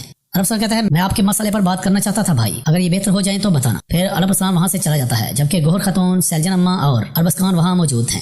گوہر خاتون انتہائی جذباتی ہے اور رو رہی ہوتی ہے۔ پھر ناظرین دکھایا جاتا ہے اینی قلعہ میں، جہاں پہ کاؤنٹیون بیٹھا ہے تو ایڈرین اس کے پاس آتا ہے ایک پیغام لے کر اور کہتا ہے یہ کیسر کی طرف سے آیا ہے جناب۔ کاؤنٹیون جلدی جلدی وہ پیغام پکڑتا ہے اور پڑھنے لگتا ہے۔ پڑھ کر کہتا ہے زبردست، کیسر بھی کم از کم اربستان سے اتنا ہی ناراض ہے جتنا ہم ہیں۔ ان کا کہنا ہے کہ وہ ہمارے ساتھ ہیں اور یہاں تک کہ ایک فوجی دستہ بھی مدد کے لیے بھیجا ہے۔ ایڈرین میتھیوز کی طرف دیکھتا ہے، پھر کاؤنٹیون کہتا ہے اربستان بادشاہ بغرات سے لڑے گا اور پھر کیسر کی فوج سے لڑے گا، بہت برا ہوگا۔ ایڈرین کہتا ہے جناب اس سے پہلے کہ میں بھول جاؤں، بادشاہ بغرات کی خبر آئی ہے، وہ اپنی تیاریاں مکمل کرنے والا ہے، اس نے ہمیں بتایا کہ وہ جلد ہی سلجوقوں پر حملہ کرنے کے لیے آگے بڑھے گا۔ کاؤنٹیون کہتا ہے ظاہر ہے کہ بادشاہ بغرات اس باغی بھیڑیے سے میری توقع سے زیادہ ناراض ہے، جب ہمارے آدمی تیار ہو جائیں تو انہیں بادشاہ بغرات کی فوج میں شامل کر دینا۔ میتھیوس کہتا ہے جیسے آپ کی مرضی، اور پھر وہ وہاں سے دفع ہو جاتا ہے۔ ادھر امیر فضلیہ سامنے کھڑے ہیں اربستان کے اور کہتے ہیں ملک منصور کچھ دیر کے لیے فاسا میں ہمارے مہمان ہوں گے سلطان حضرت لڑے، اگر آپ میری پیشکش قبول کر لیں، آپ کے بھائی کودر بے نے میرے جو حقوق چھینے ہیں وہ مجھے واپس دے دے تو میں ملک منصور کو آپ کے حوالے کر سکتا ہوں۔ اربستان اس کی باتیں خاموشی سے سن رہا ہے۔ پھر سلطان اربستان بولتا ہے ہم نہیں جانتے تھے کہ آپ کو شرط رکھنے کی ہمت ہو سکتی ہے امیر فضلیہ، یہ ایک ایسا معاملہ ہے جس کے بارے میں ہمیں خاص طور پر بات کرنی چاہیے، لیکن میں نے سنا کہ شیراز مرحوم چچا سلطان تغرل کی طرف سے کودر بے کو تحفہ ملا تھا، کیا اس معاملے میں آپ کی رضامندی نہیں تھی؟ امیر فضلیہ کہتے ہیں جب وہ شیراز کے دروازے پر پہنچے ان کے پاس نہ کوئی فرمان نہ سلطان کا حکم تھا، کودر بے نے حملہ کیا اور اسے لوٹ لیا، ان سب کو مار دیا جو اس کے سامنے آیا۔ امیر فضلیہ کہتے ہیں آپ کے سامنے شرط رکھتے ہوئے مجھے شرم محسوس ہوتی ہے، میں نے سوچا کہ آپ سے اپنا حق مانگنے اور آپ سے انصاف مانگنے کا صحیح موقع ہے، معاف کیجیے گا۔ ادھر کودر بے کو بخار ہے تو گوہر انہیں ٹھنڈی پٹیاں کر رہی ہوتی ہے، پھر واپس مڑتی ہے اربز خان کی طرف اور کہتی ہے اپنا سر اٹھاؤ اربز خان، تم نے جو کہا درست نہیں ہے کہ تم اربستان بھائی کی حفاظت نہیں کر سکتے۔ اتنے میں کودر بے ہوش میں آ جاتے ہیں تو اربز خان ان کے پاس آ کر بیٹھ جاتا ہے اور گوہر خاتون بھی۔ گوہر کہتی ہے خدا کا شکر ہے۔ کودر بے کہتے ہیں لیون نائٹ، اربز خان کہتا ہے لیون، پھر اربز خان سوچنے لگتا ہے، ادھر منظر بتاتا ہے تو فرمان دیتا ہے یاسین سلطان اربستان کو۔ سلطان اربستان امیر فضلیہ سے کہتے ہیں اس فرمان کے ساتھ شیراز آپ کا ہے، عالی سلجوق ریاست کے وفادار لوگ جو ناکام نہیں ہوتے وہ جب تک ہماری حکمرانی میں ہیں ہم ان کی زمینوں کی حفاظت کریں گے۔ پھر اربستان کو خیال آتا ہے جو تخت پہ بیٹھا ہے، کہتا ہے مرحوم چچا سلطان تغرل نے فضلیہ کے پاس کودر بھائی کو بھیجا تاکہ وہ ان کو پکڑ سکیں۔ اتابے کہتے ہیں اس وقت حالات اب کے مقابلے مختلف تھے، ہمیں صرف آج نہیں کل کے بارے میں سوچنا ہے میرے سلطان۔ پھر سلطان اربستان بولتا ہے، کہتا ہے تو شیراز کودر کی نہیں بلکہ امیر فضلیہ کی حکمرانی میں رہے۔ تابع کہتے ہیں جی ہاں، اگر فضلیہ کچھ غلط کرنے کی کوشش کرے گا تو اسے پکڑنا آسان ہوگا، لیکن اگر کودر بے کو قوت ملی تو۔ یہ کہہ کر اتابع خاموش ہوتے ہیں تو اربستان کہتا ہے سمجھ گیا۔ پھر اربستان کہتا ہے امیر فضلیہ سے انصاف کی خلاف ورزی کرنے کی کوشش کرنے والا سلطان کا بھائی ہی کیوں نہ ہو، میں اس سے وہ حق چھین کر اس کے حقیقی مالک کو دے دوں گا۔ امیر فضلیہ آگے بڑھتے ہیں اور سلطان اربستان کے لباس کو چوم کر اس کی بیعت کرتے ہوئے نظر آتے ہیں اور سلطان اربستان سے فرمان لے کر اپنے ماتھے پر لگاتے اور کہتے ہیں میں ملک منصور کو آپ کے پاس بھیج دوں گا جیسے ہی میں فاسا پہنچوں گا میرے سلطان۔ پھر امیر فضلیہ گھوڑے پر سوار ہوتے ہیں اور وہاں سے چلے جاتے ہیں۔ پھر اربز خان اتنے میں وہاں آتا ہے، کہتا ہے میرے سلطان کودر بے کو ایک لمحے کے لیے ہوش آیا اور بڑی مشکل سے جو ہوا وہ بتایا۔ جب وہ اس گھوڑے کو رے کے محل میں لے کر آ رہے تھے تو کاؤنٹ لیون نے حملہ کیا اور اسے لے گیا۔ اربستان کہتا ہے مجھے پہلے ہی معلوم تھا کہ اس کے پیچھے کاؤنٹ لیون کا ہاتھ ہے، یقیناً لیون نے اب تک انہیں ختم کر دیا ہوگا، ہمارے پاس اب ان کے لیے کوئی ثبوت نہیں ہے جو یہ سوچتے ہیں کہ یہ ہم نے کیا۔ ادھر بادشاہ بغرات اسے آج سے کہتا ہے آپ دیکھ رہے ہیں کہ آپ جارجائی کے لیے اور ہم آرمینیوں کے لیے رومیوں سے بہتر کوئی دوست نہیں ہے، جہاں تک ترکوں کا تعلق ہے وہ ہمیشہ ہمارے دشمن رہیں گے، اور سلطان اربستان ہمارے دشمن کو پتہ چل جائے گا کہ اس کی دشمنی ایک غلطی تھی۔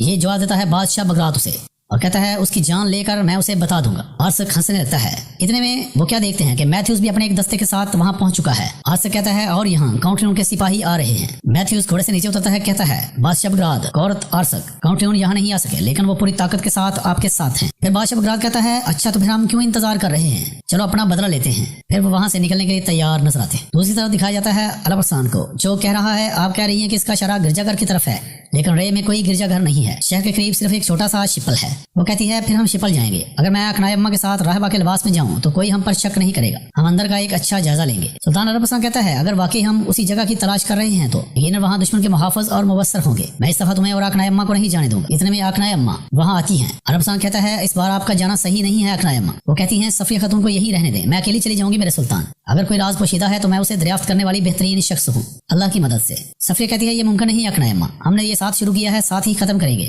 پھر وہ عرب پسند سے منت سماجت کرتی ہے کہ مجھے جانے دیں پلیز۔ عرب پسند کہتا ہے باتور بے اور ان کے آدمی آپ کے ساتھ ہوں گے، وہ آپ سے پہلے وہاں جائیں گے، اگر جگہ محفوظ ہوئی تو پھر آپ داخل ہوں گی اور کام ختم کر کے فوراً نکل آئیں گی۔ پھر صفیہ عرب پسند کا شکریہ ادا کرتی ہے۔ اتنے میں حاجب وہاں آنے کی اجازت چاہتا ہے، عرب پسند اسے آنے کی اجازت دے دیتا ہے تو وہ کہتا ہے میرے سلطان جارجیا کے بادشاہ باگرات نے اعلان جنگ کر دیا ہے، ان پر حملہ کیا گیا ہے، اس وجہ سے علی سلجوق ریاست پر عہد کی خلاف ورزی جنگ کا اعلان ہے، وہ جاگیردار اپنی فوج اور لارڈ آسک کے ساتھ مل کر جیگے کی طرف بڑھ رہے ہیں۔ پھر ناظرین رے محل میں لے کر آیا جاتا ہے منصور کو جو کوتالمش کا بیٹا ہے، جسے امیر فضلیہ نے عرب پسند کو دے دیا ہے شیراز کے بدلے۔ منصور وہاں اترتا ہے چھکڑے سے تو سلیمان شاہ اس کے سامنے کھڑا ہے، وہ کہتا ہے اگر تم میری بات مان لیتے تو ایسا کچھ بھی نہ ہوتا، میں نے تم سے کہا کہ مت جاؤ، اب خود دیکھو کوتالمش بیگ کے بیٹے کو رے محل میں ایک مجرم کے طور پر زندان میں لایا جا رہا ہے۔ منصور پھر بھی کہتا ہے اپنا کیا خیال ہے سلیمان شاہ، کیا آپ کو لگتا ہے کہ آپ یہاں آزاد ہیں؟ آپ نے عرب پسند بیگ کا خادم بننے کا انتخاب کیا ہے لیکن میں نہیں کروں گا۔ اتنے میں دکھایا جاتا ہے کہ عرب پسند وہاں پہنچ جاتا ہے۔ منصور کہتا ہے عرب پسند سے مجھے نہیں معلوم کہ آپ نے فضلیہ کو مجھے یہاں لانے پر راضی کرنے کے لیے کیا کیا، لیکن آپ جان لیں کہ میں کوتالمش بیگ کے بیٹوں کے لیے منتخب کی گئی تقدیر پر مطمئن نہیں ہوں گا۔ عرب پسند کہتا ہے کیا میں تقدیر کا حاکم ہوں کہ میں کسی کے لیے تقدیر منتخب کروں؟ بچے نہ بنو اور بغیر کسی وجہ کے رنجش برداشت کرو، آپ اور آپ کے بھائی کو کوتالمش بیگ نے میرے سپرد کیا ہے، اگر ضرورت پڑی تو میں تمہیں زندان میں ڈال دوں گا تاکہ تمہیں کوئی نقصان نہ پہنچے، عقل سے کام لو۔ پھر سلطان عرب پسند حاجب سے کہتے ہیں ملک منصور کو اس کے کمرے میں لے جاؤ، اس کی خدمت میں کوتاہی نہ کرنا اور اسے میرے علم کے بغیر محل سے باہر قدم رکھنے کی اجازت نہ دینا۔ یاسین کہتا ہے جو آپ کا حکم سلطان۔ پھر سپاہی منصور کو لے کر وہاں سے چلے جاتے۔ ادھر صفیہ اقناع اماں سے کہتی ہے باتور بے کے آتے ہی ہم یہاں سے نکلیں گے۔ ادھر باتور بے اپنے کمرے میں کھڑے ہیں، کہہ رہے ہیں یہاں کیا ہو رہا ہے، یہ کس نے کیا؟ توبہ توبہ استغفر اللہ۔ پھر انہیں اپنی ایک الماری کھلتی اور بند ہوتی نظر آتی ہے، وہ تلوار نکالتے ہیں اور بڑھتے ہیں اس الماری کی طرف۔ پھر آخرکار اس دروازے کو کھولتے ہیں تو وہاں کوئی اور نہیں بلکہ نینی چھپی ہوئی ہے۔ باتور بے کہتے ہیں آپ اس کے اندر کیا کر رہی ہیں، آپ یہاں کیوں ہیں؟ نینی گھبرائی ہوئی بت بنی کھڑی ہے، کوئی جواب نہیں دیتی۔ باتور بے بھی ہانپتے کانپتے اس کی طرف دیکھ رہے ہوتے ہیں۔ ادھر ایک سلیبی سپاہی باگرات اور آرسک کے پاس آتا ہے، کہتا ہے ہماری فوجیں میدان جنگ کی طرف بڑھ رہی ہیں جناب۔ باگرات کہتا ہے میں عرب پسند سے ملنے کا انتظار نہیں کر سکتا۔ آرسک بہت خوش نظر آتا ہے۔ پھر دکھایا جاتا ہے ریش شہر میں تینوں جاسوس کھڑے ہیں، ایک وہ تاجر، ایک وہ راہبہ جو قبرستان گئی تھی اور تیسرا وہ گماش تھا جو سلطان عرب پسند سے ملا تھا اور اس نے اپنے آپ کو بہت بڑا تاجر ظاہر کیا تھا۔ پہلا تاجر اسے کہتا ہے جیسا کہ آپ نے کہا ہم نے صفیہ خاتون کا پیچھا کیا، وہ بھیس بدل کر بازار کے پتھروں کا جائزہ لے رہی تھی۔ وہ تاجر جس سے صفیہ نے ہار لیا تھا وہ کہتا ہے وہی ہوا جس کا ہمیں ڈر تھا، اگر انہیں اس اشارے کا پتہ چل گیا اور وہ شپل چلی گئی تو اچھا نہیں ہوگا۔ پھر وہ آدمی بولتا ہے، کہتا ہے لوگوں کو جمع کرو اور انہیں ایک ساتھ شپل میں داخل کرو، اگر وہ وہاں سے زندہ نکل گئے تو میں تمہیں مار ڈالوں گا۔ وہ تاجر وہاں سے چلا جاتا ہے۔ پھر دکھایا جاتا ہے سلطان عرب پسند رے محل کے صحن میں موجود ہے اور آ کر کہتا ہے کیا فوج تیار ہو چکی ہے خواجہ؟ وہ کہتے ہیں بالکل تیار ہے، وہ رے کے مضافات میں آپ کا انتظار کر رہے ہیں۔ سلطان عرب پسند کہتے ہیں چلو پھر دیکھتے ہیں، چلو ان سب کو دکھاتے ہیں کہ ہمیں دھوکہ دینے والوں کا انجام کیا ہوگا۔ وہ اپنی باتوں سے فائدہ اٹھاتے ہوئے ہماری مخالفت کرنے اور دھوکہ دینے کی کوشش کرتے ہیں۔ اربسکان اور عتابے تابعداری کا کہتے ہیں۔ پھر سیجنما سلطان عرب پسند سے کہتی ہیں غزہ مبارک ہو بیٹا، وہ کہتا ہے آپ کا شکریہ۔ گوہر بھی اپنے بھائی کو دعا دیتی ہے۔ پھر عرب پسند بھی اپنے گھوڑے کی طرف بڑھ جاتا ہے، اس پہ سوار ہوتا ہے اور میدان جنگ کے لیے عتابے اربسکان اور دوسرے سپاہیوں کو لے کر محل سے باہر چلا جاتا ہے۔ پھر ناظرین دکھایا جاتا ہے کہ ایک چکڑا جو صفیہ خاتون اور اقناع اماں کو لے کر جا رہا ہے جنگل میں آگے بڑھتا جا رہا ہے۔ ادھر باتور بے بھی اس میں بیٹھے ہوئے ہیں۔ اقناع اماں پوچھتی ہیں باتور بے آپ کو کیا ہوا ہے، آپ کھوئے کھوئے سے لگ رہے ہیں، آپ نے ایک لفظ بھی نہیں بولا، خیر تو ہے؟ وہ کہتے ہیں میں ٹھیک ہوں اقناع خاتون، میں ویسے ہی کچھ سوچ رہا تھا۔ صفیہ پھر کہتی ہے ہم شپل کے قریب ہیں۔ صفیہ خاتون کے ساتھ جو سوار چلا رہا ہے وہ کہتا ہے جگہ پرسکون ہے، شپل میں صرف ایک راہب ہے۔ پھر وہ آگے بڑھ جاتا ہے۔ پھر صفیہ کہتی ہے اقناع اماں سے چلیں لباس تبدیل کر لیں۔ ادھر منصور بے چینی سے چکر لگا رہا ہے کمرے میں، سلیمان شاہ اس کے سامنے کھڑا ہے۔ منصور کہتا ہے مجھے ابھی تک سمجھ نہیں آئی کہ فضلیہ نے مجھے دھوکہ کیوں دیا، عرب پسند نے اس سے کیا وعدہ کیا۔ سلیمان شاہ کہتا ہے شیراز کوثر بے کی سرزمین، میں انہیں بات کرتے ہوئے سنا، کوثر بے ابھی تک اس بارے میں نہیں جانتے۔ پھر دکھایا جاتا ہے کہ صفیہ اور اقناع اماں پہنچ چکی ہیں شپل میں، وہ وہاں سرچنگ کرتی ہوئی نظر آتی ہیں۔ اقناع اماں کہتی ہے یہاں کی تحریریں اور تصویریں مجھے عام لگتی ہیں، ظاہر ہے اس بار یہ کوئی نشانی نہیں جو ہمیں مل سکے۔ صفیہ کہتی ہے اس شپل میں ایک خفیہ بکسا چھپا ہوا ہونا چاہیے، بازار کے پتھروں پر گناہوں کا اعتراف اور توبہ لکھا ہوا تھا، جس چیز کی ہم تلاش کر رہے ہیں وہ یہاں ہو سکتی ہے ماں۔ اس میں ایک راہب وہاں آتا ہے، کہتا ہے میں نے آپ کو یہاں پہلے کبھی نہیں دیکھا۔ صفیہ کہتی ہے ہم ابھی رے کے پاس آئے ہیں اور ہم آپ کو ڈھونڈ رہے ہیں، میں گناہ کا اعتراف کرنے آئی ہوں۔ وہ راہب کہتا ہے ٹھیک ہے میری بچی چلو۔ صفیہ جا کر وہاں بیٹھ جاتی ہے اور کہتی ہے میں کبھی راہبہ نہیں بننا چاہتی تھی لیکن انہوں نے مجھے مجبور کیا، میں کسی سے پیار کرتی تھی، ہم نے ایک ساتھ شادی کرنے کا خواب دیکھا تھا۔ دوسری طرف دکھایا جاتا ہے جنگل میں باتور بے اپنے سپاہیوں کے ساتھ शिपल के बाहर छुपे हुए बैठे हैं। उधर वो सलीबी ताजर जो कि ईसाइयों के जासूस हैं वो बढ़ते हुए दिखाई देते हैं। फिर वो क्या देखते हैं कि बातूर भी अपने सिपाहियों के साथ वहाँ खड़े हैं। वो कहता है लानत हो, वो आए हैं, हमला करने की तैयारी करो। उधर राहब सफरिया से कहता है तो आपके घर वालों ने आपको मजबूर किया, उन्होंने उस शख्स को मंजूर नहीं किया जिससे आप शादी करना चाहती थी, क्या वो मुसलमान था? सफरिया कहती है नहीं, वो नहीं था, मेरा खानदान शाही था और उसका नहीं था, मैं आप भी उसके बारे में सोचती हूँ, क्या ये गुनाह है? राहब कहता है आपके ख्यालात का मुकाबला करना मुश्किल है मेरी बेटी, दुआ जरूर करो, फिक्र ना करो, तो और शुक्रगुजारी एक ढाल के तौर पर काम करेगी जो आपकी हिफाजत करेगी। तो सफरिया अपना काम करती दिखाई देती है और राहब की बातें भी सुन रही होती है जो उसे मजीद नसीहतें करता दिखाई देता है। जबकि सफरिया खातून कुछ ढूंढ रही है, कई खतूत उसके सामने पड़े हुए हैं, वो उन खतूत को उठाती है और एक खत को पढ़कर कहती है अरब असलान सफरिया। फिर वो खंजर निकाल लेती है और बाहर को निकलती है, लेकिन इतने में वो क्या देखती है कि आंकड़े अम्मा की गर्दन पर तलवार रखी हुई है एक आदमी ने और दूसरे ने सफरिया खातून की गर्दन पर रख ली है। इतने में बातूर भी वहां आते हैं कई आदमियों को कत्ल करते हुए और देख रहे होते हैं फटी फटी निगाहों से सफरिया और आंकड़े अम्मा की तरफ। फिर नाज़रीन दिखाया जाता है रे महल से निकलता हुआ लश्कर, अरब असान जिसकी क़यादत कर रहा होता है। अरब असान कहता है काउंट ट्रिब्यून ने इस बार हद से ज्यादा तजावुज़ किया है और उसने अपने मजहब के मानने वालों को आंख चुपकाए बगैर कुर्बान कर दिया। हमें नुकसान पहुंचाने और बदनाम करने के लिए ये आदमी ईमानदार नहीं हो सकता, चाहे वो अपनी तौरात की कसम खा ले मेरे सुल्तान। ये कहते हैं अताबे। अरब असान कहता है यानी को हासिल करके उस पागल को उसके घर पर लटकाना जरूरी हो गया है, मैं कसम खाता हूँ कि इसके दिन गिने जा चुके हैं। ताबे इंशाल्लाह का कहते हैं और उनके सिपाही जो उनके पीछे आ रहे हैं वो भी उनके साथ बड़े चले आ रहे हैं। फिर दिखाया जाता है और आर्तुक सुल्तान अरब असान के रास्ते में खड़े हैं, शायद वो फरीदा पूरा करके आ गए हैं जिसका अरब असान ने उन्हें कहा था। फिर अरब असान से पूछता है जो मैंने फर्ज तुमको दिया क्या तुमने पूरा किया? आसिफ कहता है हमने पूरा किया जनाब। अरब असान कहता है चलो फिर मैदान जंग में चलते हैं। वो ताबेदारी का कहते हैं और फिर अपने अपने घोड़ों पर सवार हो जाते हैं। उधर मंसूर खड़ा है हकीम के पास, कहता है कि आप हकीम नहीं है, आप नहीं जानते उन्हें कैसे जगाना है। हकीम साहब कहते हैं कौदर बे को भी आराम की जरूरत है। मंसूर कहता है मैंने कहा उन्हें जगा दें वरना मैं तुम्हें मार डालूंगा, जल्दी करो। हकीम साहब वैसा ही करने की कोशिश कर रहे हैं और आखिरकार वो कौदर बे को कुछ सुंघाते हैं तो कौदर बे को होश आ जाता है। मंसूर आगे बढ़ता है और हकीम साहब को दूर हटाता है और कहता है कौदर बे से अपनी आंखें खोलें। कौदर बे कहते हैं क्या हो रहा है मंसूर? वो कहता है इससे ज्यादा क्या हो सकता है, आपने जैसे सदाकत की, सुल्तान के सामने बैत की, वो वाला परसान बे आपकी हालत से फायदा उठाकर आपकी जमीन शहराज अमीर फजलिया को दे दी। कौदर बे अभी पूरी तरह होश में नहीं है, उसकी बात सुन रहे होते हैं। फिर नाज़रीन दिखाया जाता है जंग का मैदान जहाँ अरब असान अपनी फौज के सामने अकेला खड़ा है, जबकि दूसरी तरफ बहुत से कमांडर घोड़ों पर सवार खड़े हैं और सबसे आगे है बादशाह बगरात जो उनकी क़यादत कर रहा है। अरब असान के तमाम सिपाही बारी बारी दिखाए जाते हैं जो मुखालिफ फौज को देख रहे होते हैं। फिर दोनों तरफ का लश्कर दिखाया जाता है और हर कोई सफ बांधे एक दूसरे के सामने खड़ा है और हुक्म का इंतजार कर रहा है कि किस वक्त जंग शुरू हो। फिर अरब असान अताबे को इशारा करते हैं, अताबे हाँ में सर हिलाते हैं तो अरब असान फिर आगे बढ़ते हैं। उधर आसर कहता है मैथ्यूज से ये क्या करने की कोशिश कर रहा है? मैथ्यूज कहता है पता चल जाएगा। उधर से घोड़े को एड़ लगाकर आता है अरब असान की तरफ तो आसफ कहता है उसने देखा कि हम उनके मुकाबले में बहुत ज्यादा हैं इसलिए वो मुआहदा करना चाहता है। मैथ्यूज कहता है बहुत देर हो चुकी है। अरब असान और बागरात एक दूसरे के सामने जाकर खड़े हो जाते हैं।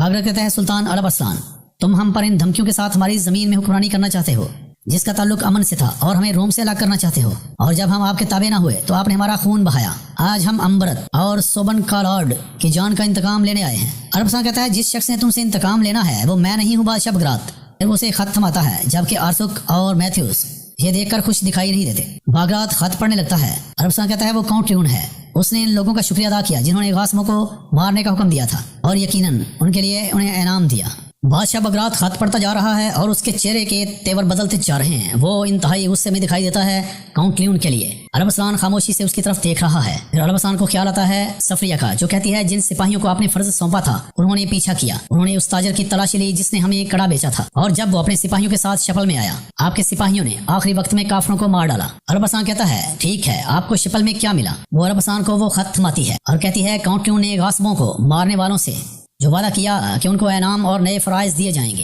अरब असान खत को पढ़ लेता है, उसके बाद वापस आता है अपने ख्याल से, देख रहा है बादशाह बगरात की तरफ। बगरात कहता है काउंट ट्रिब्यून घटिया आदमी, वो जानबूझकर हमें इस तरह आग में कैसे डाल सकता है। उधर आर्सक और मैथ्यूज खड़े हैं, उसका हुक्म का इंतजार कर रहे हैं। आर्सक परेशान दिखाई देता है, कहता है वो अब तक क्या बात कर रहे हैं। मैथ्यूज कोई जवाब नहीं देता। उधर अरब असान बगरात से कहता है मैंने तुमसे कहा था लेकिन तुमने यकीन नहीं किया, इसी वजह से जो कुछ भी हो जाए हम सच ही बोलते हैं। अब ये इस बात का सबूत है जो मैंने कहा। आर्सक और मैथ्यूज परेशान दिखाई देते हैं।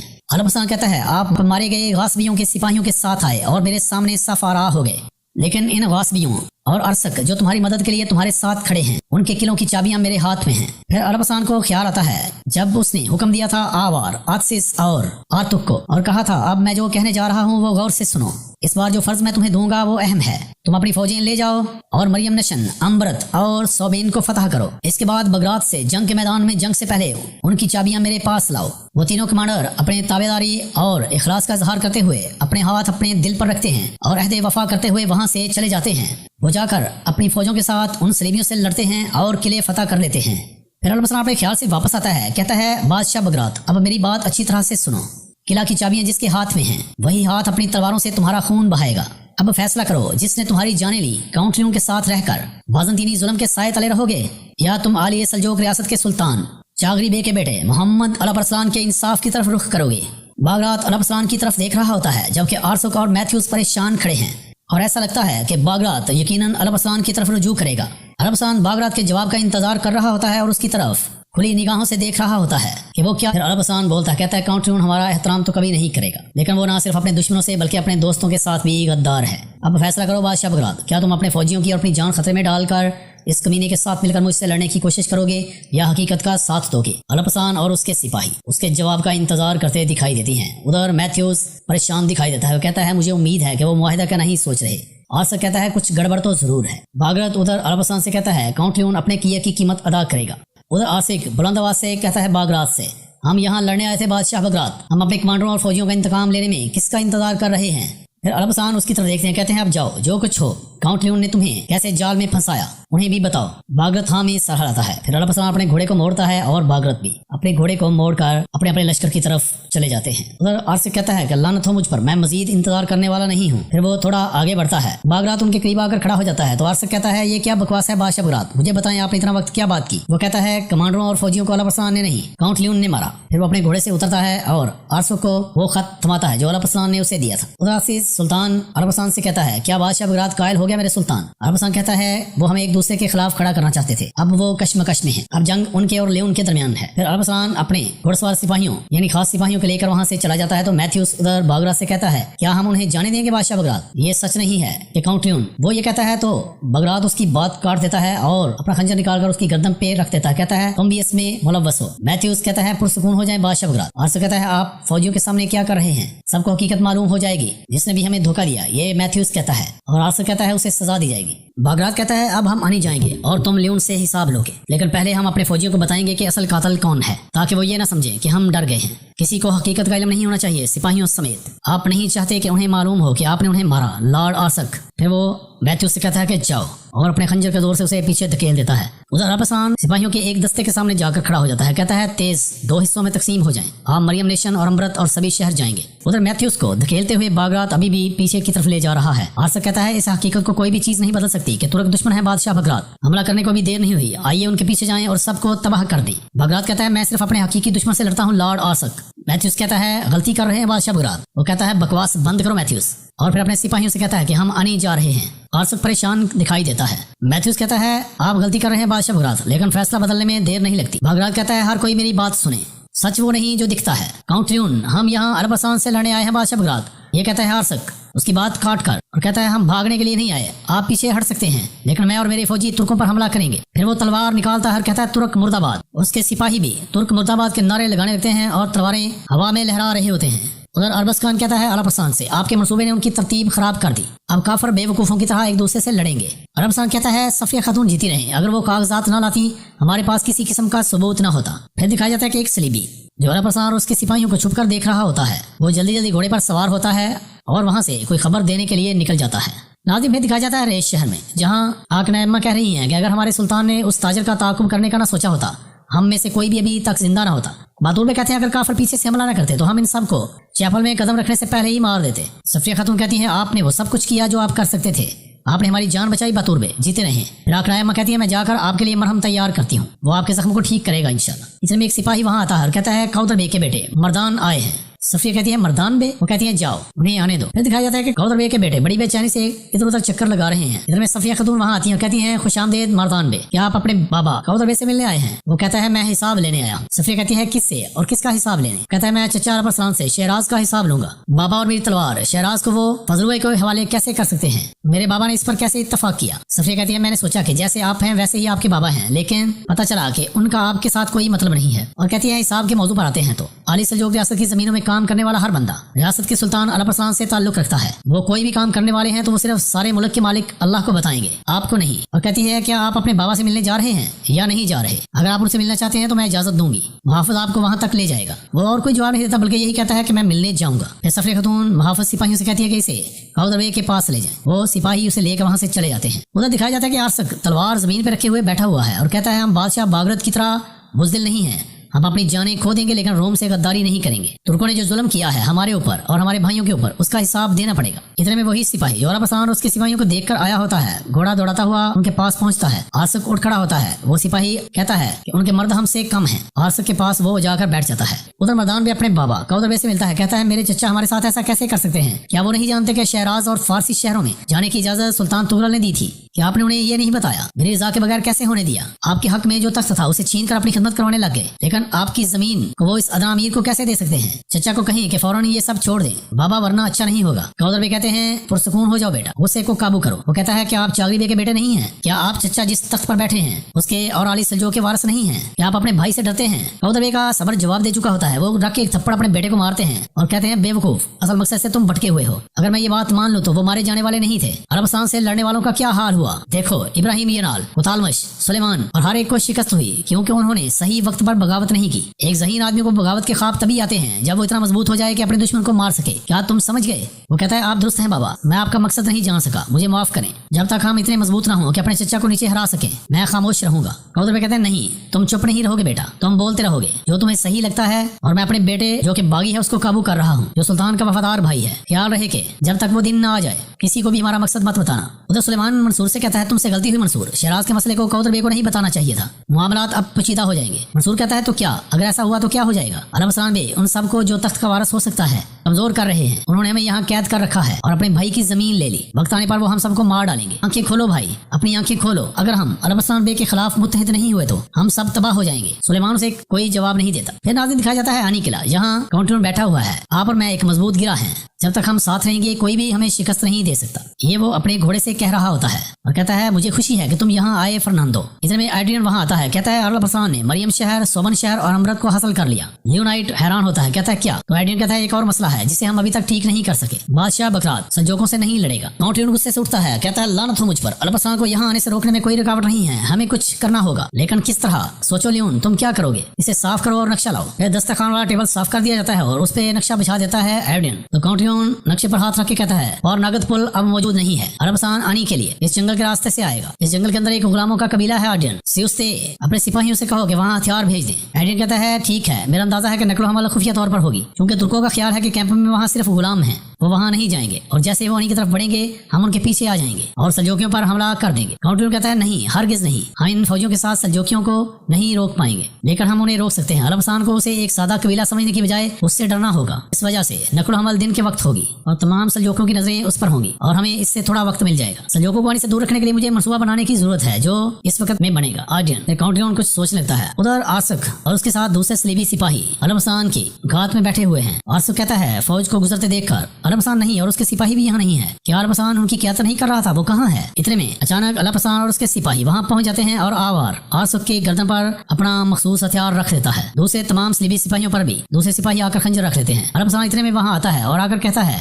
अपनी तलवारें फेंक दो। आसक अपनी तलवार फेंक देता है और आवार लाकर उसे अलपरसान के सामने खड़ा कर देता है। तो अलपरसान को ख्याल आता है कि किस तरह एक सल्जूकी सिपाही ने आकर उसे बताया था कि मेरे सुल्तान काफरों का लश्कर चला गया है, लेकिन उनका एक ग्रोह उनसे अलग होकर हमारी तरफ बढ़ रहा है। अलपरसान उसकी ये बात सुनकर हैरान हो जाता है और उसके सिपाही भी। अलपरसान कहता है अगर वो हमारा पीछा करते तो अब तक हम तक पहुंच चुके होते, वो जरूर हमारी घात में बैठे हुए हैं, ऐसा लगता है कि वो कुछ और ही मंसूबा बना रहे हैं। फिर अरबसान कहता है वो अब भी जाल बिछाने की कोशिश कर रहे हैं। फिर वो कहता है आर्तुक बे जासूसों को जल्द रे गुजरगाहों की तरफ भेजें। आर्तुक फरमाबरदारी का कहकर वहां से चला जाता है। फिर अरबसान अपने ख्याल से वापस आता है, कहता है तो तुम इस पागल काउंटर के साथ काम करना जारी रखोगे। लियोन की मनसूबाबंदी में यकीनन तुम्हारी मुदाखलत है। अगर ऐसा ना होता तो तुम यहाँ आने की बजाय बगरात के साथ लियोन से हिसाब ले रहे होते। आर्सक कहता है मैं तुम सबसे हिसाब लूंगा जहाँ तुमने जुल्म से हुक्मरानी की। मरियम नशीन खिला। अरबसान उसे कहता है अब हमारा है। आर्सक बहुत गुस्से में आ जाता है, कहता है तो तुमने हमारी गैर मौजूदगी का फायदा उठाते हुए मरियम नशीन हासिल कर लिया। वो आर्तुक का हथियार अपनी गर्दन से हटा देता है तो लड़ाई शुरू हो जाती है सलीबियों और अरबसान के सिपाहियों के दरमियान। अरबसान के सिपाही देखते ही देखते सलीबियों को काट कर रख देते हैं, जबकि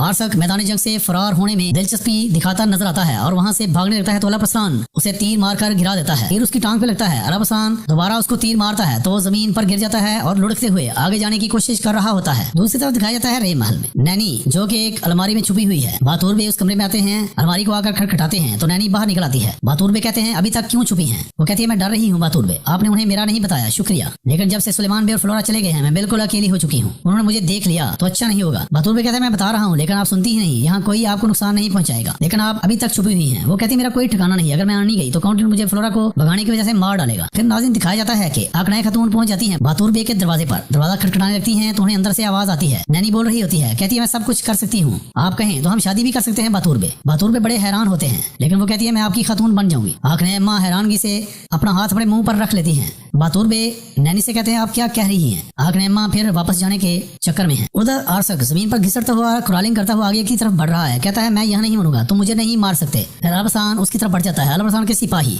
अभी भी सलीबियों से नबरदाज मां हैं और बचे कुछ सलीबी सिपाहियों को गाजर मूली की तरह काट रहे हैं। जब अरबसान आर्सक के सर पर पहुंचता है तो आर्तुक और आवार उसको बाजू से पकड़कर उठा लेते हैं। अरबसान कहता है तुम चूहे की तरह जिंदा रहे, चूहे की तरह मरोगे। मैंने तुम्हें जान बचाने का मौका दिया लेकिन तुमने वो मौका जाया कर दिया। अब से तुम पर रहम, मजलूमों पर जुल्म है। फिर वो तलवार के एक ही वार से आर्सक की इशारा काटते हैं, वो जमीन पर गिर जाता है। फिर अरबसान कहता है सर काटा जा चुका है, अब टांगे काटने का वक्त है। फिर वो अपने सिपाहियों से कहता है चलो, वो वहाँ से निकल जाते हैं। अरबसान वापस मैदान में आता है और वहाँ जाकर फिर दोबारा से कई सलीबियों को कत्ल कर डालता है। उधर मंसूर के साथ चलता जा रहा है मर्दान बे। वो कहता है मुझे नाम देने वाले, बहादुर और शान देने वाले मेरे बाबा काउदर बे अलबसलान की पैरवी करते रहेंगे। और कहता है मंसूर से हर एक की गर्दन में तौक है मंसूर, लेकिन मेरे गले में नहीं, मैं नहीं झुकूंगा। मंसूर से कहता है फिर तुम अच्छी तरह जान लोगे, जब तक अलबसलान बे की हुकूमत है हम आजाद नहीं रह सकते। उसने तुमसे तलवार का हक छीन लिया, कल हमारी जानें भी ले लेगा, लेकिन अगर हम एक साथ खड़े रहे वो हमसे कुछ नहीं ले सकेगा। नाज़रीन उधर मंजर बदलता है तो दिखाया जाता है कि आकनाए अम्मा बैठी हुई हैं और सोच रही हैं बातूर बे के बारे में और कहती हैं वाह बड़ी मूंछों वाले औरतबाज बुड्ढे, तो तुमने जोलिया खतून पर अपनी नजरें जमा रखी थी। फिर कहती हैं लेकिन मुझे क्या, जो चाहे करे। इतने में बातूर बे आकनाए अम्मा से इजाजत लेकर अंदर आना चाहते हैं। वो कहती हैं आए बातूर बे। बातूर बे वहाँ दाखिल होते हैं और कहते हैं आकनाए अम्मा मुझे आपको कुछ बताना है। वो कहती हैं क्या बातूर बे, बोले जो बताना है। फिर कहते हैं आने वाली वो खातून नहीं थी। आकनाए अम्मा कहती हैं क्या हुआ उस खातून को? वो कहते हैं जब सुलेमान बे और फ्लोरा खातून भाग गए वो डर गई, वो जाना नहीं चाहती थी और यहीं रहना चाहती है, क्या आप उसे कोई मुनासिब फर्ज दे सकती हैं? आकनाए अम्मा कहती है मैंने सुना बातूर बे, सुना, जब मैं आपके कमरे मरहम लेकर आ रही थी तो मैंने दरवाजे से आपकी बातें सुनी थी, लेकिन आपको परेशानी नहीं होनी चाहिए, मैं वहाँ से निकल आई क्योंकि मुझे लगा कि एक जाती मामला है और आप उससे शादी कर रहे हैं, इसमें शर्म की क्या बात है बातूर बे, इससे क्या होगा? नाम क्या है उसका? जोलिया खातून। ज़ाहिर है वो आपसे प्यार करती है, जब आप उसे छुपा कर अपने कमरे में ले जाएंगे तो शादी मुनासिब बात है। बातूर बे कहते हैं आप क्या कह रही हैं खातून, मैं उस खातून से शादी क्यों करूंगा, हालांकि मेरा दिल आपकी मोहब्बत में गिरफ्तार है। ये कहकर बातूर बे की आंखें खुली की खुली रह जाती हैं और फिर कहते हैं आपने मुझे कहने पर मजबूर किया, और फिर वहाँ से जल्दी जल्दी निकल जाते हैं। आकनाए अम्मा सोचती ही रह जाती हैं। उधर मलक मर्दान घोड़े पर सवार होने के लिए तैयार खड़ा है तो इतने में सफिया खातून वहाँ आती है, कहती है इतनी जल्दी जाने की क्या जरूरत है मर्दान बे, तुम्हें अल्लाह से मिलने की तड़प नहीं थी? खैरियत तो है, इतनी जल्दी आप वापस जा रहे हैं? वो कहता है इसकी जरूरत नहीं रही, मैंने अपने बाबा से बात की। तो सफिया कहती है और तुम्हारा तलवार का हक अमीर फजलुया को क्यों दिया गया, तुम्हें समझ आ गया? ऐसा ही है। फिर मर्दान बे को अपने बाबा यानी काउदर बे की बात का ख्याल आता है। वो कहते हैं कि तुम चुप नहीं रहोगे बेटा, तुम बोलते रहोगे, तुम्हें जो शुकूक है उनके मुताबिक अमल जारी रखोगे और मैं सुल्तान का वफादार भाई बनकर अपने बागी बेटे को समझाने की कोशिश करता रहूंगा जब तक वो दिन नहीं आता। मर्दान अपने ख्याल से वापस आता है तो कहता है सफिया खातून वो मुझे कायल नहीं कर सके, मेरे बाबा जल्द समझ जाएंगे कि उन्होंने बहुत बड़ी गलती की है। सुल्तान अलपरसान को मेरा सलाम कहिएगा सफिया खातून। फिर मर्दान अपने घोड़े पर सवार होता है और महल से निकल जाता है। सफिया उसके बारे में सोच रही होती है कि ये क्या अलपरसान अपने बिस्तर पर सोया हुआ है, उसे एक ख्वाब आ रहा होता है और कुरान मुकद्दस की आयत पढ़ी जा रही होती हैं। वो अपने ख्वाब में देखता है दौड़ते हुए घोड़े, सूरत अल आदियात की तलावत उसे सुनाई देती है जिसका तर्जुमा कुछ इस तरह से है, उन घोड़ों की कसम जो हाँफते हुए दौड़ते हैं, फिर पत्थर पर टॉप मारकर आग झाड़ते हैं, پھر صبح کے وقت دھاوا بولتے ہیں، پھر اس وقت غبار اڑاتے ہیں، پھر اسی وقت دشمنوں کی صفوں میں جا گھستے ہیں۔ بے شک انسان اپنے رب کا بڑا ناشکرا ہے، اور بے شک وہ اس بات پر خود شاہد ہے، اور بے شک وہ مال کی محبت میں گرفتار ہے۔ بس کیا وہ نہیں جانتا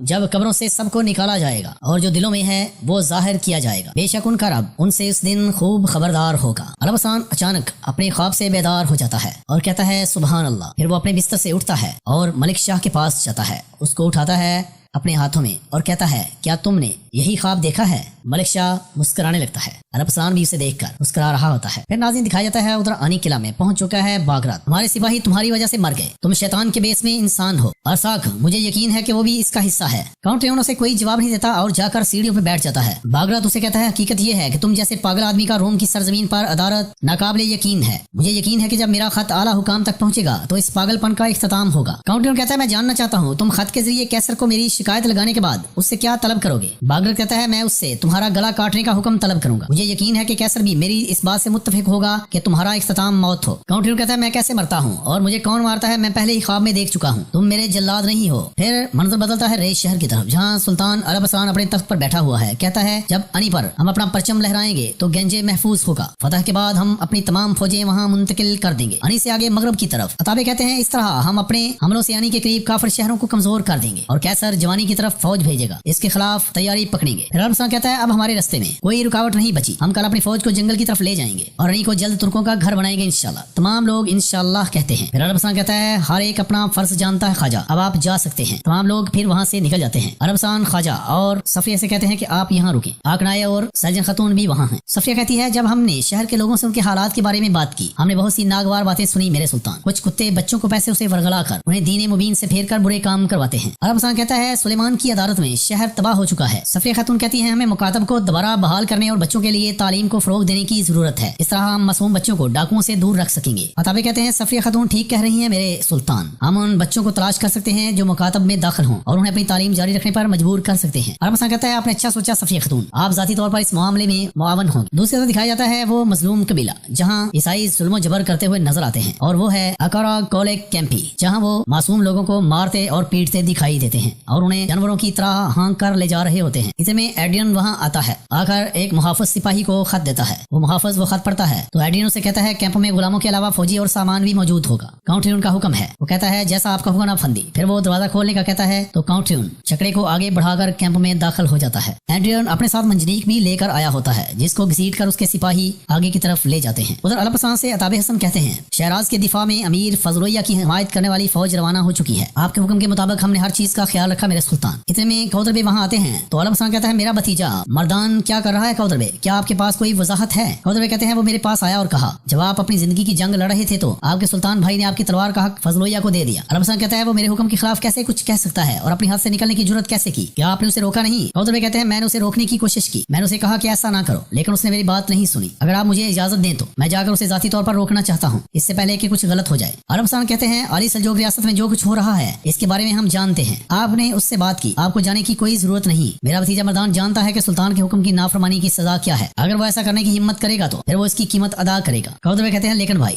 مگر البسان ہاتھ اٹھا دیتا ہے اور کہتا ہے خاموش رہیں، میں نے اس مسئلے میں اپنا فیصلہ سنا دیا ہے۔ کوتربے خاموش رہتے ہیں اور ہم اپنی گردن ہلا دیتے ہیں۔ ادھر صفیہ خاتون عورتوں کو قائل کر رہی ہے، کہتی ہے اگر آپ سب اپنے بیٹوں کو مکتب بھیجیں گے، مکتب میں صرف ریاضی اور نقلی اور عقلی عمل نہیں پڑھایا جائے گا۔ ایک بچہ کہتا ہے ہم اور کیا سیکھیں گے؟ صفیہ کہتی ہے آپ ماہر سلجوق خواتین اور سردار بنیں گے، اس لیے آپ کو گھڑ سواری، تیر اندازی اور نیزہ بازی بھی سکھائی جائے گی۔ بچے یہ سن کر بہت خوش ہوتے ہیں، کہتے ہیں گھوڑا، میں دادے کی طرح لکھنا سیکھوں گا۔ کچھ کہتے ہیں بابا اما ہم تیر چلانا سیکھیں گے، ہم نیزے پھینکیں گے۔ ایک آدمی کہتا ہے اللہ آپ سے اور میرے سلطان سے راضی ہو صفیہ خاتون، وہ کہتی ہیں اللہ آپ سے بھی راضی ہو۔ ادھر عیسائیوں کی جاسوس وہ روپ دھارے تاجر اور اس کے پاس وہ عورت کھڑی ہے، وہ کہتی ہے اگر شہر کی مکتب دوبارہ شروع ہو گئی تو ہم ان بچوں کو مزید استعمال نہیں کر سکیں گے، وہ دوبارہ تحائف کے ذریعے فریم میں نہیں آئیں گے۔ وہ آدمی کہتا ہے کہر ہو، سلطان البسان پورے شہر کو دیکھ رہے ہیں، ان کے پاس تجارتی راستے بھی ہیں، ہمیں کچھ کرنا چاہیے۔ پھر ناظرین دوبارہ دربار میں دکھایا جاتا ہے کہ باتور بھی کہتے ہیں کہ امیر فضلیہ کے پاس جانے والے کمانڈروں کے پاس ہم نے پیغام بھیجا ہے اور کہا ہے کہ وہ صرف شہراز کی حفاظت کریں، ملک مردان کی جان کو کوئی نقصان نہ پہنچائیں انشاءاللہ۔ تابع کہتے ہیں میرے سلطان کوتربے گھٹنے جھکا کر چلے گئے لیکن وہ اسے پسند نہیں کرتے جو ہم نے کیا ہے، مجھے ڈر ہے کہ وہ کچھ غلط کریں گے۔ البسان کہتا ہے اگر ان کا بیٹا کچھ کر سکتا ہے تو مجھے یقین ہے کہ وہ اسے پسند نہیں کریں گے، لیکن بھائی جانتے ہیں کہ ریاست کا مفاد بھائی کے مفاد سے زیادہ اہم ہے، وہ وہی کریں گے جو درست ہوگا۔ باتور میں کہتے ہیں کہ آنی کے سفر کے لیے فوجیں جمع ہو رہی ہیں واسپورا کان اور اس کے ارد گرد زمینوں میں، میرے سلطان وہ کل صبح جانے کے لیے تیار ہوں گے انشاءاللہ۔ اتنے میں یاسین حادب وہاں آتے ہیں۔ عربستان کہتا ہے ہاں حاجب بولو۔ وہ کہتا ہے پانی میں موجود جاسوسوں نے پیغام بھیجا ہے، سیواستے گزرگاہ سے ایک فوج بھاری اسلحے کے ساتھ جنگل کے قریب غلاموں کے قبیلے جا رہی ہے۔ عربستان کہتا ہے چونکہ پارنگت پل گر گیا ہے ہم توناک جنگل سے ہوتے ہوئے آنی جائیں گے اور کاؤنٹیون یہ جانتا ہے، مجھے لگتا ہے وہ اسے ایک قرارگاہ میں بدل دیں گے اور ہمیں سرپ جنگل سے آگے نہیں بڑھنے دیں گے، لیکن ایسا نہیں ہوگا۔ وہ ہمارے خلاف اکارک کی قرارگاہ کو مضبوط کر رہا ہے، لیکن ہم اس کے سارے ہتھیار لے لیں گے اور اسے آنی کے لیے قرارگاہ میں بدل دیں گے۔ پھر وہ کہتا ہے آسیس بے اپنے بہترین سپاہی لے کر جائیں اور وہاں جا کر مشاہدہ کریں، میں جاننا چاہتا ہوں کہ اس جگہ کتنے فوجی اور کتنے غلام ہیں۔ آسیس فرما برداری کا کہہ کر وہاں سے چلا جاتا ہے۔ ادھر منصور کوثر بے سے کہتا ہے کہ آپ کا بیٹا مردان اپنے دعوے پر حق ہے، آپ عربستان بے کی پیروی کیسے کر سکتے ہیں، آپ کی نیت کیا ہے کوثر بے؟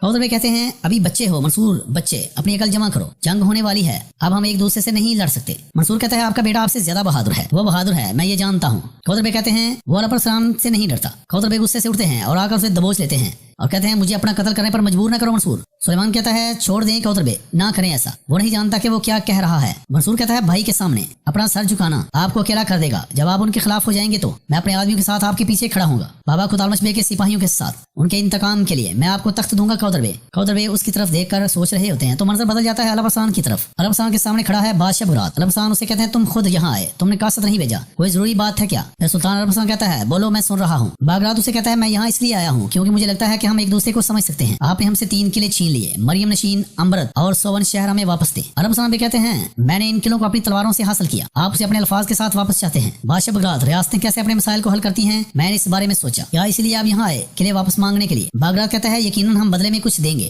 ہم ایک بھاری جزیہ دیں گے۔ سلطان عربستان کہتے ہیں 3 قلعے جو گرجستان کے سب سے اہم حصے میں واقع ہیں، وہ تینوں قلعے آپ کو بھاری جزیہ کے عوض واپس ملنے کی توقع ہے؟ ایسا ہی ہے، میرے پاس آ کر ایسی کوئی تجویز کرنے کی آپ کی جرت کیسے ہوئی؟ باگرات کہتا ہے تو پھر ان کو واپس لینے کے لیے لڑنے کے سوا کوئی راستہ نہیں۔ عربستان بھی کہتے ہیں ایک اور راستہ ہے۔ باگرات عربستان کی طرف دیکھنے لگتا ہے، کہتا ہے کیا؟ سلطان عربستان کہتے ہیں مسلمان بن جاؤ، اگر تم مسلمان ہو گئے تو میں تمہیں 3 قلعوں پر حکمرانی دے دوں گا، قلعوں سے مال غنیمت کا آدھا حصہ بھی دوں گا۔ بادشاہ بغداد کہتا ہے میں کبھی بھی اپنے مذہب کو نہیں چھوڑوں گا، میں یسوع عیسیٰ کو کبھی دھوکہ نہیں دوں گا، تم حضرت عیسیٰ کو دھوکہ نہیں دو گے، یہ کہتا ہے عربستان۔ اس کے برعکس تمہارے مسلمان ہونے پر وہ خوش ہوں گے۔ بغداد کہتا ہے نہیں ایسا تو ممکن ہی نہیں۔ عربستان کہتا ہے پھر بتانے کے لیے اور کچھ نہیں، پھر اپنے ہاتھ کے اشارے سے اسے دفاع ہونے کا کہتا ہے۔ بغداد محافظ سپاہی کے ساتھ وہاں سے نکل جاتا ہے۔ پھر ناظرین دکھایا جاتا ہے انی قلعہ میں کاؤنٹیون اس جاسوس تاجر کو اپنے سامنے دبوچے ہوئے کھڑا ہے، کہتا ہے میں نے کہا تھا کہ ہوشیار رہنا، تمہاری وجہ سے میرا تمام جاسوسی کا نظام بے نقاب ہو گیا۔ وہ تاجر کہتا ہے میں یہاں لڑنے نہیں آیا بلکہ حل تلاش کرنے آیا ہوں، میں اگر رے میں وہ حکم پورا نہ کرتا، نہ کیسر اور نہ آپ ترکوں کے اس قدر قریب ہوتے کاؤنٹیون، ویسے میں جلد از جلد اپنے مردوں کی غلطی کو ازالے میں بدلنا چاہوں گا۔ کاؤنٹیون کہتا ہے مجھے مرد غلام چاہیے، مضبوط غلام اور بچوں کے ساتھ خواتین غلام، تمہاری غلطی کو معاف کرنے کا یہی راستہ ہے کاکو کہتا ہے میں ان غلاموں کو ڈھونڈ سکتا ہوں جناب، لیکن انہوں نے شہر اور راستوں میں حفاظت بڑھا دی ہے، پہلے کی طرح اب میں گاڑیوں کو آسانی سے لوٹ نہیں سکتا، میری کمائی اب کم ہے، غلاموں کی تجارت قدرتی طور پر رکی ہوئی ہے، مضبوط مرد غلام بچوں والی خاتون غلاموں کا ان حالات میں آنا مشکل ہے۔ کاؤنٹر کہتا ہے آپ کو اس کی قدر کرنی چاہیے جو آپ کے پاس ہے، یہ ہے کہ وہ لانتی مکاتب دوبارہ آنے والے ہیں۔ وہ تاجر کہتا ہے لوگ اپنے بچوں کو مکاتب بھیجنے پر اصرار کر رہے ہیں، اگر یہ سلسلہ چلتا رہا تو مجھے ڈر ہے کہ مجھے ایسے بچے نہیں مل پائیں گے جو ہمارے لیے ایک کام کریں۔ کاؤنٹر کہتا ہے ہو سکتا ہے کہ ہم سب کو دکھا دیں کہ وہ مکاتب اتنے محفوظ نہیں ہیں جتنے وہ سمجھتے ہیں۔ تاجر کہتا ہے کیا؟ کاؤنٹر سے کہتا ہے تم قبر کھودنے جا رہے ہو کاکو اس کی طرف دیکھ کر کہتا ہے قبر؟ ادھر رے محل میں سلطان عربستان آتے ہیں، رے محل کے صحن، وہاں بہت سے کمانڈر اپنی وفاداری کے ساتھ آئے ہوئے ہیں، برف باری ہو رہی ہوتی ہے تو عربستان کو چھتری کے نیچے وہاں لایا جاتا ہے۔ سلطان عربستان آ کر اس سے کہتے ہیں عالیہ سلجوق کی سرزمین کو پھیلانے والے اور اس کا نام اور شان پوری دنیا میں پھیلانے والے بہادر سرداران، آپ کو میں خوش آمدید کہتا ہوں۔ ایک سردار بولتا ہے، کہتا ہے نام اور شان دونوں آپ کے ہیں میرے سلطان، ہم آپ کی خدمت میں اس وقت تک ہیں جب تک زمین کا ہر ٹکڑا ترکوں کا گھر نہ بن جائے اور نور اسلام کی برکات سے بھر نہ جائے۔ عربستان بے کہتے ہیں ان کا جنت میں مقام ہو ہمارے سلطان تغرل حضرت کے حکم سے، آپ نے بہت سے قلعے اور شہروں کو فتح کیا، اب آپ میرے ساتھ اناتولیا کی چابی انی کو فتح کرنے میں اس چابی کے دروازے پر میرے ساتھ ہوں گے، ہمارا سفر مشکل ہوگا، جنگ سخت ہوگی، لیکن یہ فتح علیہ کلمت اللہ دعویٰ کو لے کر اٹھے گی، دنیا کے دوسرے کونے تک لے کر جائے گی۔ یہ بات ذہن میں رکھنا، اس مبارک سفر میں سلطان ہونے ہی نہیں، ایک کماندار، ایک سپاہی، حتیٰ کہ گھوڑے کی نالی میں کیل ہونا بھی بہت اعزاز ہے، بہت بڑا احساس ہے۔ ادھر میں ایک سفید گھوڑا جیسا کہ عربستان کو خواب میں نظر آیا تھا وہ دوڑتا ہوا عربستان کو نظر آتا ہے۔ عربستان سے محل میں دیکھتا ہے تو کہتا ہے سبحان اللہ، گھوڑے کو یہاں لاؤ۔ پھر ایک سپاہی اس گھوڑے کو وہاں لے کر آتا ہے، کہتا ہے میرے سلطان مجھے معاف کر دیں، پتہ نہیں اس نے خود کو کس طرح اپنے پٹے سے آزاد کرایا۔ عربستان کہتا ہے اسے یہاں لاؤ۔ پھر عربستان گھوڑے کو اپنے پاس آنے کے بعد اس کے چہرے کو پکڑ لیتا ہے، کہتا ہے خوش آمدید، اور کہتا ہے اس کا ساتھی کون ہے؟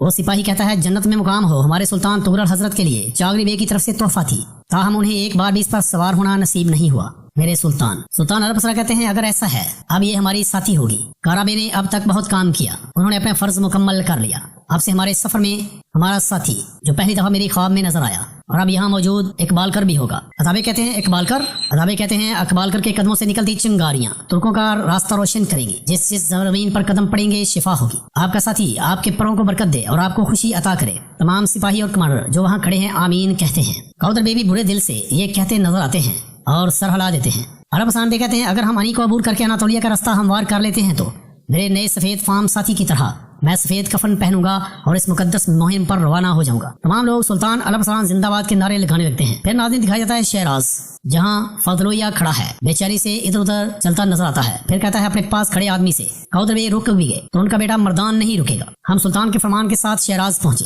مردان سلطان کے حکم کی نافرمانی کیسے کر سکتا ہے؟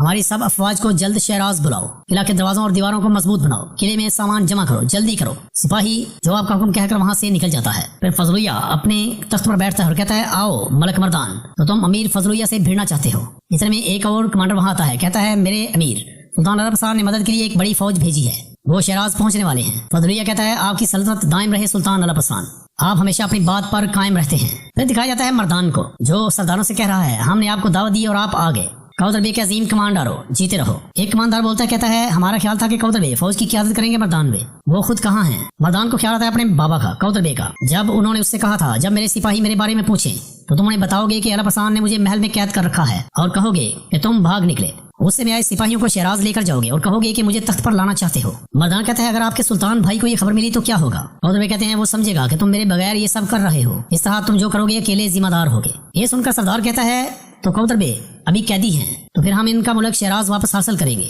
اور کوثر بے کو قید سے چھڑائیں گے۔ مردان ان کا شکریہ ادا کرتا ہے۔ ادھر اربز خان کوثر بے سے کہتا ہے کہ میں نے بلا وجہ آپ پر الزام لگایا۔ کوثر بے اربز خان کہتا ہے آپ نے حد پار کی، ہر کوئی جانتا کہ میں نے ماضی میں گناہ کیے ہیں، جیسا کہ آپ نے کہا میں سب کو اپنے جیسا سمجھتا ہوں اور سمجھتا ہوں کہ سب عظیم سلطان کو دھوکہ دے رہے ہیں۔ میں نہیں جانتا کہ اپنی غلطی کی تلافی کیسے کر سکتا ہوں، لیکن میں آپ سے معافی کا منتظر ہوں۔ کوثر بے کہتے ہیں جو ہوا اربز خان بے، میں دیکھ رہا ہوں کہ اب تم میرے سلطان بھائی کے وفادار ہو، فکر نہ کرو۔ اتنے میں سلطان عرب حسان وہاں آ جاتا ہے اور کہتا ہے اللہ کا شکر ہے کہ حقیقت عیاں ہو گئی، آپ نے ایک دوسرے کو جان لیا، ہمیں اب علیحدگی کی نہیں بلکہ اتحاد کی ضرورت ہے۔ کوثر بے کہتے ہیں بالکل میرے سلطان۔ اتنے میں آوار وہاں آتا ہے اور آ کر کہتا ہے محافظوں نے خبر بھیجی ہے شہر کے باہر مزارات پر کچھ عجیب ہو رہا ہے، بہت کی قبروں کے مردے باہر پڑے ہیں، لیکن جس نے بھی یہ کیا ہے قبروں کو بھر دیا ہے۔ لوگوں میں کسی کو شک ہوا اور اس نے محافظ کو بتایا، لاشوں کے ساتھ کیا کیا گیا کوئی نہیں جانتا۔ عرب حسان بے کہتے ہیں بات کرنے کے لیے کوئی اور بات بچی ہے کیا؟ آوار کہتا ہے ان سب کو ابھی حال ہی میں دفن کیا گیا تھا میرے سلطان۔ عرب حسان کہتے ہیں اللہ اللہ، قبروں سے مردے کون نکال سکتا ہے؟ پھر وہ کہتے ہیں ارتقبے کچھ آدمیوں کے ساتھ قبرستان جائیں، مسئلے کی تحقیقات کریں۔ ارتق کہتا ہے جو حکم میرے سلطان، اور پھر وہ وہاں سے دکھایا جاتا ہے کہ کس طرح سے عیسائی قبروں سے لاشیں نکال کر انہیں بوریوں میں بند کر کے لے آتے ہیں چکڑی پہ لاد کر۔ ایک آدمی اس جاسوس تاجر سے کہتا ہے کہ لاشیں بوریوں میں بند ہیں، وہ خبیث کہتا ہے کہ اتنی تیز آگ جلاؤ کہ لاشیں ناقابل شناخت ہو جائیں۔ آگے سے وہ کوچوان جواب دیتا ہے آپ فکر نہ کریں، پھر وہ اسے جانے کا کہتا ہے تو وہ چکڑے پر سوار ہوتا ہے اور وہاں سے دفع ہو جاتا ہے۔ پھر دکھایا جاتا ہے صفیہ خاتون کو جو کہتی ہیں کہ وہ تعداد میں کم ہے لیکن لوگ اپنے بچوں کو مکتب بھیج رہے ہیں میرے سلطان، جب باقی لوگ انہیں علم سے سرفراز ہوتا دیکھیں گے تو وہ بھی اپنے بچوں کو مکتب بھیجیں گے۔ یہ کہتی ہیں سیلجن خاتون۔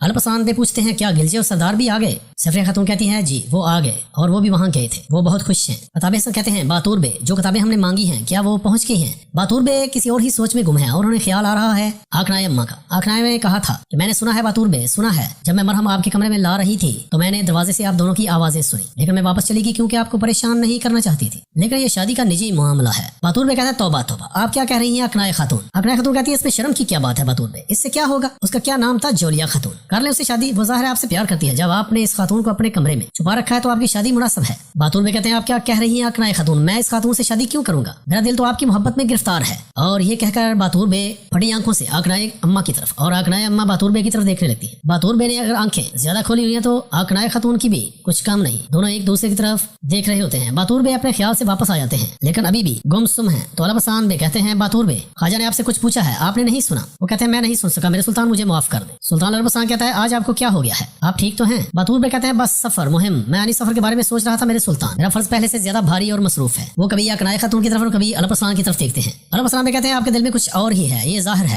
خیر ہو۔ باتور بے کوئی جواب نہیں دیتے اور عرب حسان بھی ان سے مزید کچھ نہیں پوچھتا۔ دوسری طرف ناظرین دکھایا جاتا ہے کہ مدرسے میں بچوں کو پڑھا رہے ہیں استاد، اتنے میں انہیں شور سنائی دیتا ہے کہ مدد مدد کے لیے لوگ پکارتے نظر آتے ہیں۔ وہ استاد جلدی سے اٹھتے ہیں اور بچوں کو تہ خانے میں بھیج دیتے ہیں اور خود وہیں کھڑے رہتے ہیں، دروازے کو تالا لگاتے ہیں، لیکن وہ ذلیل گماشتے تالا توڑ کر اندر آ جاتے ہیں اور استاد کو آتے ہی قتل کر دیتے ہیں۔ استاد نے جو کھڑکی کھولی ہوتی ہے تاکہ انہیں دھوکہ دیا جا سکے کہ بچے یہاں سے بھاگ گئے ہیں، لیکن وہ گماشتے جب استاد کو قتل کرتے ہیں تو ایک آدمی کہتا ہے بچے کہاں ہیں، دوسرا بولتا ہے کھڑکیاں کھلی ہوئی ہیں، یہیں سے بھاگے ہوں گے۔ ان کے ساتھ جو عورت ہے وہ کہتی ہے وہاں بہت زیادہ محافظ ہیں، ہمیں جلدی کرنی ہوگی، چلو۔ وہ جانے لگتے ہیں تو اچانک ایک بچے کی آواز ایک گھونڈے کے کانوں میں پڑتی ہے۔ وہ تہ خانے میں دیکھتے ہیں کہ بچے وہاں موجود تھے، پھر وہ بھی نیچے اترتے ہیں بچوں کو اغوا کرنے کے لیے۔ بچوں کو ایک ایک کر کے وہ باہر لے آتے ہیں اور وہاں سے لے کر بوریوں میں ڈالے ہوئے انہیں فرار ہو جاتے ہیں۔ باہر وہ چھکڑے والا کوچوان ان کا انتظار کر رہا ہے جس نے قبروں سے لاشیں نکال کر چھکڑے پر لادی ہوئی تھی۔ وہ کہتا ہے کہ وہ کہاں رہ گئے، اتنے میں اس کے گنڈے اسے آتے دکھائی دیتے ہیں جنہوں نے بچوں کو بوریوں میں بند کیا ہوا ہے۔ جلدی جلدی سے وہ بوریاں چھکڑے میں رکھتے ہیں تاکہ وہاں سے نکلا جا سکے۔ باتور بے سلطان اللہ پسند کہتے ہیں کہ جناب آپ نے مکتب دوبارہ کھول کر بہت اچھا کیا، چونکہ میں بوڑھا ہو چکا ہوں، لیکن اگر بچہ ہوتا تو ان مکتب سے ضرور تعلیم حاصل کرنے جاتا۔ سلطان اللہ پسند کہتے ہیں آپ کو بھیجنا چاہیے باتور بے، علم حاصل کرنے کی کوئی عمر تھوڑی ہوتی ہے۔ وہ ہنستے اور کہتے ہیں میرے ذہن کی وہاں تعلیم تلوار کی مشق ہے میرے سلطان۔ اتنے میں وہاں حاجب آتے ہیں۔ حاجب آ کر کہتے ہیں میرے سلطان بغداد سے خلیفہ حضرت کا ایلچی آیا ہے، وہ آپ سے ملنے کا منتظر ہے۔ سلطان اللہ پسند کہتے ہیں اسے آنے دو۔ حاجب صاحب واپس جاتے ہیں تو ساتھ لے کرتے ہیں ایلچی کو۔ ایلچی سلام کرتا ہے اور پھر خلیفہ حضرت کی طرف سے پیغام دیتا ہے۔ یاسین پیغام پکڑ کر اللہ پسند کو پکڑاتا ہے۔ اللہ پسند پیغام کھولنے سے کہتا ہے کہ یاسین ایلچی کے آرام کا بندوبست کرو۔ وہ دونوں وہاں سے چلے جاتے ہیں۔ باتور بھی وہیں کھڑے ہیں۔ سلطان عرب صاحب پیغام پڑھتے ہیں تو پریشان دکھائی دیتے ہیں۔ باتور بھی پوچھتے ہیں خیریت ہو میرے سلطان، مجھے معاف کیجیے گا، لیکن اس فرمان میں ایسا کیا ہے جس نے آپ کو اتنا پریشان کر دیا؟ سلطان عرب صاحب کہتے ہیں جنت مکان چچا سلطان تغرل کی وفات کے فوراً بعد میرے نام کا خطبہ اور سکے رک گئے، خلیفہ حضرت نے بھی مجھے تسلیم نہیں کیا۔ باتور بھی کہتے ہیں یہ کیسے ہو سکتا ہے، سلطان مرتا نہیں بلکہ تبدیل ہوتا ہے، کیا عظیم خلیفہ حضرت کو یہ معلوم نہیں؟ آپ ہوشیار اور عقل مند ہیں، انہوں نے آپ میں کون سی کمی محسوس کی ہے کہ آپ کے نام کا خطبہ اور سکے نہیں جاری کیے جا رہے؟ سلطان عرب صاحب کہتے ہیں ان کا مقصد مختلف ہے باتور بے، میرے آتابے نے مجھے یہ بتایا ہے ماضی میں غزنی کے سلطان محمود جو چاہتے تھے کہ خلیفہ اس کی سلطنت کو تسلیم کرے، لیکن خلیفہ نے اسے اس فرض کے لائق نہیں سمجھا اور وہ کئی دنوں تک اس لیے پریشان رہا۔ کچھ ایسا بعد اس نے کچھ سوچا، اس نے اپنے جاسوس کو بلایا اور اس سے خلیفہ کا دستخط شدہ فرمان چرانے کو کہا تاکہ سب حکمرانوں کی طرف بھیج دے۔ جاسوس ایسا کرنے میں کامیاب ہو گیا اور اسے سلطان کے پاس لے آیا۔ سلطان نے وہ خط خلیفہ کو دوسرے خط کے ساتھ بھیجا جو اس نے لکھا تھا۔ اس نے خط میں لکھا آپ نے دیکھا کہ وہ لوگ آپ کے دستخط شدہ خطوط کے ساتھ کیا کرتے ہیں، ان کے سامنے نہ آپ کی مہر اور نہ فرمان کی کوئی قیمت ہے، انہوں نے اسے ایک عام کاغذ کے ٹکڑے کی طرح پھینک دیا جو ہمیں مل گیا۔ اگر آپ نے ہمیں وہ لقب دیا ہوتا جو ہم نے مانگا تھا اور یہ فرمان بھیجتے تو آپ دیکھتے کہ ہم کس طرح آپ کے فرمان کی قدر کرتے ہیں اور فرض نبھاتے ہیں۔ تب خلیفہ کو احساس ہوا کہ وہ جو کر رہے تھے غلط تھا، تو انہوں نے سلطان کو یمین الدولہ اور امین الدولہ کا خطاب دیا۔ میں یہ کہہ رہا ہوں کہ خلیفہ حضرت ہمارے صبر اور وفاداری کو دیکھنے کے لیے ہمارا امتحان لے رہے ہیں۔ جب ہم فرمان پڑھتے ہیں تو وہ ہمارے رد عمل کے بارے میں متجسس ہوتے ہیں۔ محل میں سب کو پیغام بھیجیں، ہم بہترین طریقے سے ایلچی کی میزبانی کریں گے۔ کل میں خط کے ذریعے اپنا پیغام ایلچی کو دے کر بھیجوں گا جو آپ کا حکم میرے سلطان۔ یہ کہتے ہیں باتور بے۔ انقلاب میں دکھایا جاتا ہے کہ کاؤنٹیون میتھیوز کے ساتھ چلا آ رہا ہے۔ آپ نے کہا کہ ہمارے نئے کیسر دوکاس کے ساتھ تعلقات اچھے نہیں، وہ خادی سے بادشاہ بغداد لے کر گیا، قسطنطنیہ میں چیزیں شاید میرے حق میں نہ ہوں، یہ کہتا ہے کاؤنٹیون۔ لیکن جب کیسر سنے گا کہ میں ترکوں کو کیسے روکوں گا تو مسئلہ نہیں ہوگا۔ وہ دونوں آپس میں باتیں کرتے جا رہے ہوتے ہیں، اتنے میں انہیں ایڈرین راستے میں ملتا ہے۔ وہ کہتا ہے ساوستے سے جو فوج اور ہتھیار آئے ہیں وہ اکراگ میں ہیں جناب، کل ایک مزید لشکر آئے گا۔ کاؤنٹیون سے سجوگ پہرے داروں کے بارے میں پوچھتا ہے تو وہ کہتا ہے ہم نے آس پاس کسی کو نہیں دیکھا، لیکن ہمیں یقین ہے کہ وہ دیکھ رہے ہیں اور وہ چوکنا ہے۔ کاؤنٹیون کہتا ہے مجھے امید ہے کہ یہی ہوگا۔ ادھر آرتک بے قبرستان میں کھڑے ہیں جہاں ان کو ایک آدمی بتا رہا ہے، کہتا ہے میں یہاں روز آتا ہوں اور اپنے بچے کی قبر کو پانی سے تر کرتا ہوں۔ آج میں آیا تو دیکھا قبر پر گھاس ختم ہو چکی تھی، میں نے جو پھول لگائے تھے وہ غائب ہو گئے، مجھے شک ہوا کہ قبر کھولی گئی ہے۔ جب میں نے کھول کر دیکھا تو یہ حقیقت نکلی، جناب میرے بیٹے کی لاش یہاں نہیں ہے۔ مجھے احساس ہونے کے بعد سب نے قبروں کو چیک کیا۔ آرتک انتہائی پریشان دکھائی دیتا ہے۔ ادھر دکھایا جاتا ہے کہ کاؤدر بے کا بیٹا مردان بیٹھا ہوا ہے اپنی نشست پر اور اس سے کچھ زخم آیا ہوا ہے۔ ایک سپاہی آتا ہے، اس کو آ کر پٹی باندھتا ہے، اس کے پیچھے ایک دوسرا سپاہی آتا ہے، وہ کہتا ہے مردان بے، وہ کہتا ہے ہاں۔ وہ سپاہی کہتا ہے سلطان عرب خان نے آپ کو ایک خط بھیجا ہے۔ وہ خط مردان کو دیتا ہے، مردان وہ خط پڑھنے لگتا ہے۔ لکھا ہوتا ہے کہ میں تمہیں حکم دیتا ہوں کہ امیر فضلویہ کو دیا گیا شیراز جلد چھوڑ دو، تمہاری اس غداری نے مجھے اور تمہارے بابا کاؤدر بے کو مشکل میں ڈال دیا ہے۔ اگر تم نے میرے حکم پر عمل نہیں کیا تو میں نے فضلویہ کی حمایت کے لیے جو فوج بھیجی ہوگی تمہیں روکنے کے لیے ہمارا آور ہوگی۔ وہ سلطان عرب خان کا خط پڑھتا ہے، اسے توڑ موڑ کر اٹھ پڑتا ہے، کہتا ہے کہ میں کبھی ہار نہیں مانوں گا، اور وہ خط آنے والے سپاہی کے قدموں میں پھینک دیتا ہے، کہتا ہے میرے چچا عرب خان سے کہو کہ جو ظلم میرے بابا کاؤدر بے نے قبول کیا میں کبھی قبول نہیں کروں گا، اور پھر اسے کہتا ہے نکلو یہاں سے۔ ایلچی وہاں سے چلا جاتا ہے۔ پھر ناظرین دکھایا جاتا ہے کہ ریش شہر میں سلطان عرب خان ملک شاہ کو اپنے ہاتھوں میں اٹھائے اس کے ساتھ کھیل رہا ہے اور کہتا ہے ملک شاہ ہماری مہمات کو شان بخشو۔ پھر وہ صفیہ کو دیکھتا ہے جو پریشان ہے، اسے کہتا ہے کیا ہو صفیہ تم کیوں پریشان ہو؟ وہ کہتی ہے آپ دیکھ رہے ہیں میرے سلطان، عظیم اللہ نے ہمیں جس طاقت سے نوازا ہے ہمارے لیے بھی ایک بڑا امتحان ہے۔ یہ طاقت بھائی کو بھائی کے خلاف لڑا سکتی ہے اور باپ کو بیٹے کے خلاف۔ ملک شاہ بہت معصوم ہے لیکن میں ڈرتی ہوں، میں بہت ڈرتی ہوں وہ بیٹا جسے آپ نے زور سے تھام رکھا ہے بڑا ہو کر اپنے بابا کے خلاف کھڑا ہو گیا تو کیا ہوگا؟ اللہ نہ کرے ہمارا بیٹا اپنے باپ کے ساتھ غداری کرے۔ الپسان کہتا ہے ایسا نہیں ہوگا صفیہ، ملک شاہ اور میں ملک مردان اور کوثر کی طرح کبھی نہیں ہوں گے۔ میرے بیٹے کا نام میرے نام کی طرح ہوگا، اس کا ادب اور دستور اس کی ماں کی طرح ہوگا۔ وہ کہتی ہے انشاءاللہ جناب۔ اتنے میں آوار بے اجازت لے کر وہاں آتے ہیں اور کہتے ہیں میرے سلطان، گلجے خاتون اور سردار کو مکتب میں جب وہاں آگ لگی انہیں اغوا کر لیا گیا ہے۔ الپسان اور صفیہ خاتون سن کر بڑے پریشان ہو جاتے ہیں۔ ادھر عزیز اس کیمپ کے باہر کھڑا ہے جہاں عیسائیوں کا پہرا لگا ہوا ہے اور لوگوں پر مظالم جاری ہوتے ہیں۔ عزیز ان کی رہکی کر رہا ہوتا ہے۔ پھر وہ ایک چکڑا دیکھتا ہے جو اس کیمپ میں داخل ہوتا ہے۔ پھر وہ کوچوان محافظ کو اجازت نامہ دیتا ہے تو وہ اسے پڑھنے لگتا ہے۔ عزیز بڑے غور سے اس آدمی کو دیکھ رہا ہے۔ وہ آدمی اس محافظ کے پاس جاتا ہے، کہتا ہے کس چیز کا انتظار کر رہے ہو، دروازہ کھولو۔ پھر وہ سپاہی دروازہ کھولنے کا کہتا ہے تو چھکڑا اندر داخل ہو جاتا ہے۔ وہ چھکڑا ایک نہیں بلکہ کئی چھکڑے ہیں جن پر بچوں کو لادا گیا ہے۔ وہ چھکڑے کو کیمپ میں لے کر چلے جاتے ہیں تو وہاں وہ غلاموں کو پکارتا ہے، کہتا ہے تم بھوسا لے کر چلو۔ وہ آدمی جو غلام ہے وہاں کھڑے ہوتے ہیں تو ایک آدمی کو وہ تھپڑ مارتا ہے اور کہتا ہے دیکھ کیا رہے ہو، جلدی کرو۔ وہ جلدی پھر بھوسے سے ان بھوروں کو بھی اٹھانا شروع کر دیتے ہیں جن میں بچے ہیں۔ گلجے اور سردار ال بھی ان میں موجود ہیں۔ سردار ال کو جب باہر نکالا جاتا ہے تو کہتا ہے کیا ہو رہا ہے، میں کہاں ہوں؟ گلجے بھی حیرانگی سے چاروں طرف دیکھ رہی ہے۔ سردار ال اس کوچوان کو مار کر بھاگنے لگتا ہے لیکن اسے پھر سلیبی سپاہی پکڑ لیتے ہیں اور اس آدمی کے پاس لیتے ہیں۔ وہ کہتا ہے اگر تم نہ رکے تو تمہارے کان کاٹ دوں گا۔ پھر وہ کہتا ہے جلدی کرو، انہیں بوریوں سے نکالو۔ سردار ال گلجے سے آگے پوچھتا کیا تم ٹھیک ہو؟ گلجے کہتے سردار ہمیں کیا ہوا، ہم کہاں ہیں؟ وہ کوچوان پھر کہتا ہے کہ انہیں لے جاؤ۔ سپاہی انہیں لے کر جا کر پنجرے میں بند کر دیتے ہیں جہاں پہلے سے بچے موجود ہیں۔ گلجے انتہائی پریشان دکھائی دیتی ہے۔ پھر ادھر مکتب میں صفیہ خاتون پہنچ چکی ہے جہاں وہ جلی ہوئی لاشیں دیکھ رہی ہے۔ کہتی ہے گلجے کہاں ہو تم، کہاں ہو گلجے؟ صفیہ روتی ہوئی کہتی ہے میں اس کی وجہ بنی، میں نے ان معصوم لوگوں کو یہاں رکھا، یہ سب میری غلطی ہے۔ آکنائے خاتون کہتی ہیں ہمارے بچوں کو کیا ہوا؟ آکنائے خاتون اور تمام لوگ انتہائی دکھ کے ساتھ روتے ہوئے نظر آتے ہیں۔ الپسان آکنائے اما سے کہتے ہیں کہ صفیہ خاتون کو محل میں لے جائیں۔ گوہر اور آکنائے اما صفیہ خاتون کو اٹھاتی ہیں اور وہاں سے لے کر چلی جاتے ہیں۔ باتور بے اور الپسان بدستور وہاں ہیں۔ الپسان کہتا ہے میں قسم کھاتا ہوں کہ میں ان کو جہنم کی آگ میں جلا دوں گا۔ اتنے میں آوار وہاں آتا ہے، کہتا ہے ہم نے سارے مکتب کی تلاشی لی، پچھلے دروازے کے قریب سے 2 گھوڑا گاڑیاں ہیں جن پر بہت سا بھوسا لدا ہوا تھا، ان کے ساتھ 2 گھوڑے بھی تھے۔ اتنے میں آرتک وہاں آتا ہے، وہ بھی منظر دیکھ کر حیران رہ جاتا ہے۔ الپسان سے کہتا ہے بتاؤ آرتک۔ آرتک کہتا ہے میرے سلطان میری تعزیت قبول کریں، جن کو قبرستان کے قریب دفن کیا گیا انہوں نے اکثر قبروں کا جائزہ لیا، وہ کہنے لگے لاشیں صرف چھوٹے بچوں کی تھی، مجھے یہ بات ذرا بھی سمجھ نہیں آئی، آپ نے کہا کہ صرف چھوٹے بچوں کی، ایسا ہے کیا؟ آرتک کہتے ہیں محافظ ہر جگہ لاشیں ڈھونڈ رہے ہیں لیکن ہم ابھی تک ایک لاش بھی نہیں حاصل کر سکے۔ الپسان کہتا ہے ہمارے بچے اب بھی زندہ ہو سکتے ہیں۔ آوار اور آتک ایک دوسرے کی طرف دیکھتے ہیں۔ الپسان کچھ سوچ رہا ہوتا ہے۔ پھر منظر بدلتا ہے اس قبیلے میں جہاں گلجے اور سردار کو رکھا گیا ہے۔ سردار الپ گلجے کو حوصلہ اور تسلی دے رہا ہے کہ سلطان الپسان ہمیں آ کر ضرور بچا لیں گے، ہر سیاہ رات کے بعد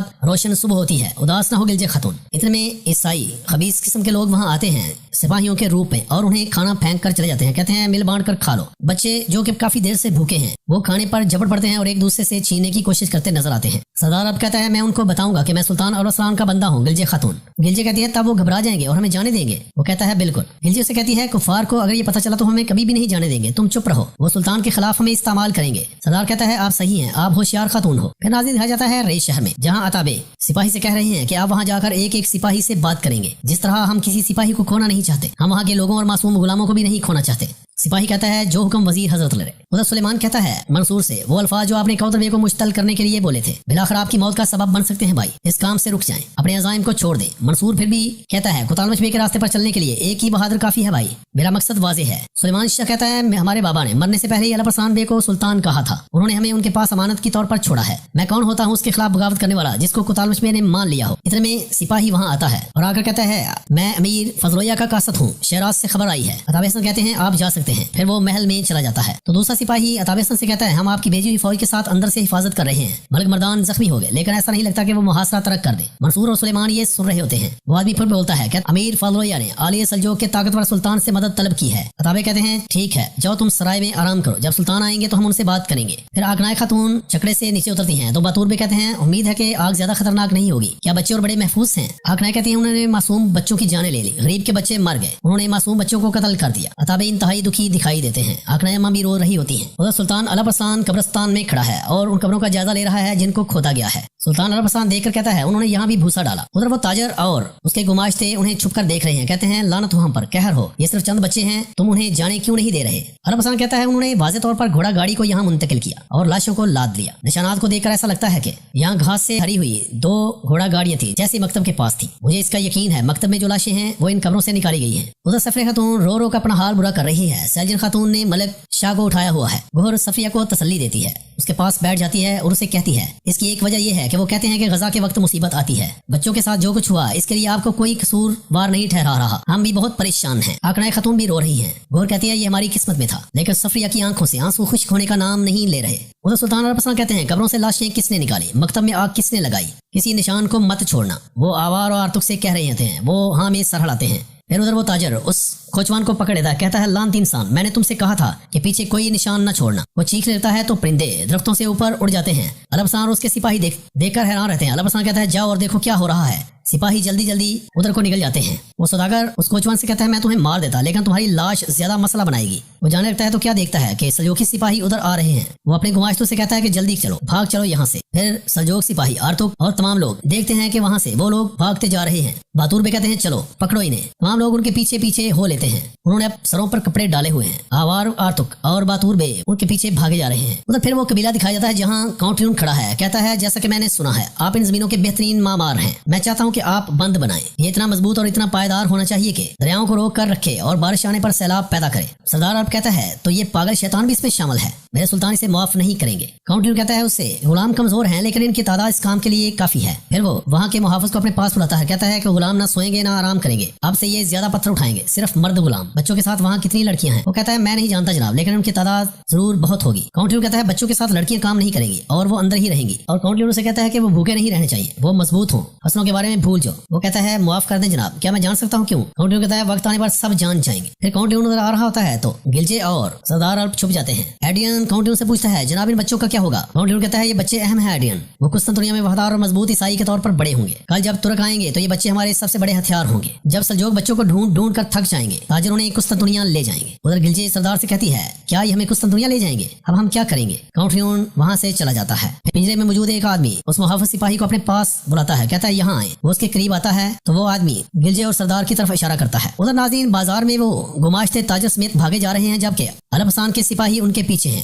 وہ لنگڑا بھی گرتا پڑتا آگے کی طرف بھاگ رہا ہوتا ہے جبکہ آوار اور دوسرے سپاہی بھی سرپٹ ان کے پیچھے دوڑتے جا رہے ہیں۔ باتور بے بھی بوڑھے قدموں کے ساتھ بھاگتے دکھائی دیتے ہیں۔ ادھر ایڈین سے کاؤنٹیون سلام مشورہ کر رہا ہے، کہتا ہے کہ وہ امید ہے کہ دیوار نہیں توڑ سکے۔ ایڈین بھی اس کی ہاں میں سر ہلاتا ہے اور کہتا ہے پھر وہ مشرق یا شمال کی جانب سے آنے کی طرف آئیں گے۔ وہ اسے نقشے کے ذریعے سمجھا رہا ہوتا ہے اور کہتا ہے اس کے مطابق جو گڑھے کھودے ہیں وہ آر پاچے اور کارا قلعے کے درمیان آ جائیں گے۔ کاؤنٹیون اسے کہتا ہے بہت خوب۔ پھر وہ سپاہی اس آدمی کو جو کہ غلام ہے پکڑ کر لے آتا ہے، کہتا ہے کہ اس کا کہنا ہے کہ پنجرے میں 2 بچے الپسند کے خاندان سے ہیں۔ وہ غلام کہتا ہے میں قسم کھاتا ہوں کہ یہ سچ ہے، میں نے خود سنا، وہ 2 بچے سلطان الپسند کے رشتہ دار ہیں، سردار اور گلجے یہی کہہ رہے تھے، وہ آپ کو جانتے ہیں، وہ ڈرتے ہیں کہ آپ انہیں پہچان لیں گے۔ کاؤنٹیون یہ سن کر خوش ہو رہا ہوتا ہے۔ ادھر تاجر بھاگتا جا رہا ہے جبکہ آوار اور دوسرے سپاہی ان کے پیچھے ہیں۔ آخرکار وہ لنگڑے کو پکڑ لیتے ہیں۔ تاجر کہتا ہے لعنت ہو۔ آوار نے اسے پکڑ رکھا ہوتا ہے، باتور بھی آ کر اسے تھپڑ پہ تھپڑ مارتے ہیں۔ اتنے میں سلطان الپسند بھی وہاں پہنچ جاتا ہے۔ وہ اپنی گھوڑی سے نیچے اترتا ہے اور وہ لنگڑا کہتا ہے میرے سلطان میں نے کچھ غلط نہیں کیا۔ الپسند اس کے قریب آتا ہے۔ آوار اس کو ٹھوکر لگا کر نیچے جھکا دیتا ہے۔ وہ کہتا ہے میں کچھ نہیں جانتا میرے سلطان، میری جان بخش دیں۔ سلطان الپسند کہتا ہے بھاگنے والے کون ہیں؟ وہ کہتا ہے میرے سلطان میں کچھ نہیں جانتا، رحم کریں۔ آوار کہتا ہے سلطان نے تم سے سوال کیا ہے، جواب دو۔ وہ کہتا ہے سلطان میں بولوں گا، میں ہر چیز بتاؤں گا۔ سلطان الپسند کہتا ہے بولو، میں سن رہا ہوں۔ وہ کہتا ہے ہم نے لاشیں کھودی، ہم نے ان بچوں کو اغوا کر لیا اور ان کی جگہ ان کی لاشیں ڈال دی ہیں۔ سلطان الپسند پوچھتا ہے اس کے پیچھے کون ہے؟ آوار پھر اس پہ تشدد کرتا ہے تو وہ اپنی کمر سیدھی کرتا ہے، کہتا ہے بتاتا ہوں رکے، مجھے مت مارے۔ پھر وہ لنگڑا سیدھا ہوتا ہے، کہتا ہے اس کے پیچھے۔ وہ بتانے لگتا ہے تو تاجر ایک طرف سے خنجر مارتا ہے جو اس کی پیشانی پہ لگتا ہے۔ الپسند اس بھاگتے ہوئے تاجر کو دیکھتا ہے تو کہتا ہے اس کے پیچھے جاؤ، اسے میرے پاس لاؤ۔ حاجب یاسین سلطان الپسند سے کہتے ہیں آپ کو محل میں واپس جانا چاہیے میرے سلطان۔ پھر وہ تاجر وہیں سے نمودار ہوتا ہے، آوار سے ہوتا ہوا سلطان الپسند کے پاس جانا چاہتا ہے تو آوار اسے روک لیتا ہے۔ تاجر کہتا ہے سلطان حضرت یہ آدمی کون ہے؟ سلطان الپسند اس کی بات پہ توجہ دیے بغیر کہتے ہیں باتور بے سے کہ اسے ڈھونڈے بغیر واپس نہ۔ باتور بے وہاں سے چلے جاتے ہیں۔ تاجر وہیں رک جاتا ہے اور سلطان الپسند گھوڑے پر سوار ہوتے ہیں اور وہاں سے چلے جاتے ہیں۔ ادھر گلجے اور سردار آپس میں باتیں کر رہے ہیں۔ اس غلام کو پھر واپس لایا جاتا ہے، وہ کہتا ہے یہ دونوں یہاں ہیں۔ کاؤنٹیون بھی وہاں پہنچ جاتا ہے۔ گلجے اور سردار کو باہر نکالا جاتا ہے پنجرے سے تو کاؤنٹیون کہتا ہے وائے وائے وائے، دیکھو یہاں کون آیا ہے، ننا باغی بھیڑیا اور ننی پیاری بچی۔ پھر کاؤنٹیون اپنے آدمی کو اشارہ کرتا ہے تو وہ اس غلام کو کھانے کے لیے روٹی دیتا ہے۔ وہ کمینہ اسے کھاتا ہوا وہاں سے چلا جاتا ہے۔ کاؤنٹیون بچوں سے کہتا ہے تم میری طرف سے نہیں دیکھ رہے، کیا تم مجھ پر غصہ ہو؟ سردار کہتا ہے کیا تمہیں لگتا ہے کہ سلطان تمہیں اس طرح بھاگنے دیں گے پاگل شیطان؟ وہ سردار کے پاس جاتا ہے، اسے پکڑ کر اٹھا لیتا ہے، کہتا ہے میں بھی آپ کو دیکھ کر خوش ہوں چھوٹے باغی بھیڑیے۔ پھر ناظرین دکھایا جاتا ہے ریش شہر میں واپس آ چکے ہیں محل میں سلطان الپسلان اپنے سپاہیوں سمیت۔ انہیں کوئی خاطر خواہ کامیابی تو حاصل نہیں ہوئی، صرف ایک اور لنگڑا ملا تھا جو آدھا راز بتانے کے بعد تاجر کے ہاتھوں مارا گیا۔ آقنائے اماں سلطان الپسلان سے کہتی ہے کہ صفیہ خاتون اپنے کمرے سے باہر نہیں نکل رہی۔ سلطان الپسلان کہتے ہیں بچے زندہ ہیں۔ صفیہ بھاگتی جاتی ہے، کہتی ہے کیا بچے زندہ ہیں؟ سلطان الپسلان کہتے ہیں ہم انہیں ڈھونڈ لیں گے، فکر نہ کرو سفریہ، تم اداس نہ ہو، ہم نہیں جانتے وہ اس وقت کہاں ہیں، لیکن یہ یقینی ہے کہ وہ اب تک زندہ ہیں۔ پھر عرب اسلان محل میں چلا جاتا ہے۔ ادھر آسیس کیمپ کی نگرانی کر رہے ہیں، جہاں سے کاؤنٹ ٹیون ایڈرین کے ساتھ گھوڑے پر سوار نکل جاتا ہے۔ آسیس اپنے سپاہی سے کہتا ہے کہ میرا گھوڑا لاؤ، اور کہتا ہے تم یہی انتظار کرو۔ آسیس گھوڑے پر سوار ہوتا ہے اور وہاں سے نکل جاتا ہے۔ پھر دوبارہ ناظرین ریس شہر کی طرف منظر پلٹتا ہے، جہاں منصور اور کوثر بیگ کھڑے ہیں۔ کوثر بیگ کہتے ہیں تم کیا کہہ رہے ہو کہ مردان زخمی ہے؟ منصور کہتا ہے میں نے سنا کوثر بیگ، اس نے شیراز پر حملہ کیا، زخموں کے باوجود اس نے ایک لمحے کے لیے بھی اپنی فوج کو نہیں چھوڑا، اور آپ یہاں ہیں اس محل میں کس کی خدمت کر رہے ہیں؟ شرم کی بات ہے۔ کوثر بیگ اپنی گردن نیچے کر لیتے ہیں اور اسے کوئی جواب نہیں دیتے۔ دوسری طرف دکھایا جاتا ہے کہ عطا بیگ عرب اسلان کے سامنے کھڑے ہیں، کہتے ہیں جب آپ شہر میں تھے تو امیر فضل کی طرف سے پیغام آیا تھا، ملک مردان لڑائی میں زخمی ہو گئے۔ سلطان عرب اسلان پوچھتے ہیں وہ مرا تو نہیں؟ عطا بیگ کہتے ہیں نہیں، لیکن وہ زخمی ہے، وہ ابھی تک شیراز سے بدلہ لینے کی کوشش کر رہا ہے۔ امیر فضل آپ کی رحم دلی میں پناہ لینا چاہتے ہیں۔ کوثر بیگ اور منصور بھی ان کی باتیں چھپ کر سن رہے ہوتے ہیں۔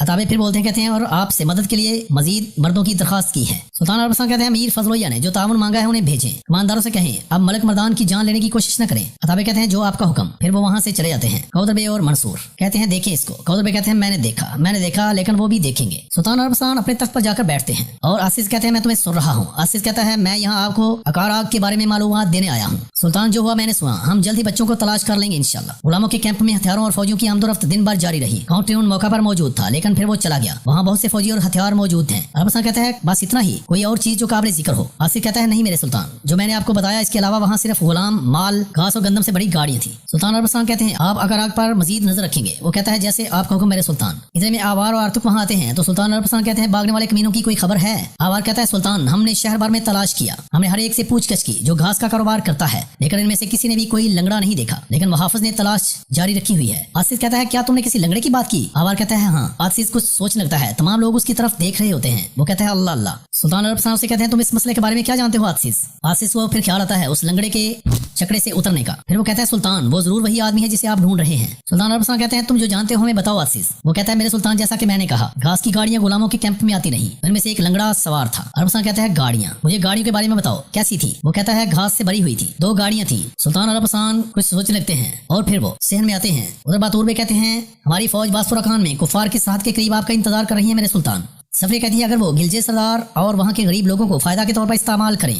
سلطان عرب اسلان کہتا ہے میں انہیں بچانے جا رہا ہوں، فکر نہ کرو۔ وہ کہتی ہے آپ کی کوشش مبارک ہو، بچوں کے نقصان ہونے سے پہلے بچا لیں۔ سلطان عرب اسلان کہتا ہے ایسا ہی ہوگا سفریہ، ہم کفار کو مظلوموں کی قسمت کا فیصلہ نہیں کرنے دیں گے، بس آپ دعا کریں۔ پھر وہ کہتا ہے سب سے پہلے ہم اکاراگ جو کفار کی دلدل ہے اسے خشک کریں گے اور اس کے بعد آنی کی طرف بڑھیں گے۔ کوثر بیگ پھر سلطان عرب اسلان کے پاس آتے ہیں، کہتے ہیں یہاں کے سب بہادروں کی طرح میں بھی آپ کا ساتھ دینا چاہتا ہوں بھائی، لیکن آپ صورتحال جانتے ہیں۔ سلطان عرب اسلان کہتے ہیں ہم مل کر بہت سی جنگیں لڑیں گے بھائی، لیکن آپ پہلے اپنی طاقت بحال کریں۔ پھر وہ اے واللہ کہہ کر اپنے گھوڑے پر سوار ہوتے ہیں اور محل سے نکل جاتے ہیں۔ کوثر بیگ انہیں جاتا ہوا دیکھ رہے ہوتے ہیں اور ان کے دماغ میں کچھ اور ہی چل رہا ہوتا ہے۔ کوثر بیگ خیال ہی خیال میں کہتے ہیں کہ مجھے اپنی طاقت مل جائے گی بھائی، اور اس حد تک کہ تم سوچ بھی نہیں سکتے۔ پھر وہ بھی دوسرے حضرات کے ساتھ محل میں واپس چلے جاتے ہیں۔ ادھر کاؤنٹ ٹیون کھڑا ہے ان مستریوں کے پاس جو کہ ایک دیوار بنا رہے ہیں جہاں سے وہ چاہتا ہے کہ سلجوقی نہ گزر سکے۔ کاؤنٹ ٹیون کہتا ہے دیوار سلجوقوں کے آنے کے خواب کو روک دے گی۔ اتنے میں میتھیوس وہاں آتا ہے، کہتا ہے افندی ہمیں اطلاع ملی ہے کہ سلجوق فوج سرحد پر واسپورہ خان میں ہے۔ کاؤنٹ ٹیون کہتا ہے باغی بھیڑیا، اس نے انی کو چھوڑا، وہ اس جگہ کی طرف جا رہا ہے جہاں اس کے سپاہی تعینات ہیں۔ کاؤنٹ ٹیون کہتا ہے تو آج تم اکاراگ پر حملہ کرنے جا رہے ہو باغی بھیڑیے۔ پھر وہ کہتا ہے چلو۔ ادھر عرب اسلان آسیس سے کہتا ہے مجھے ڈر ہے کہ گلجے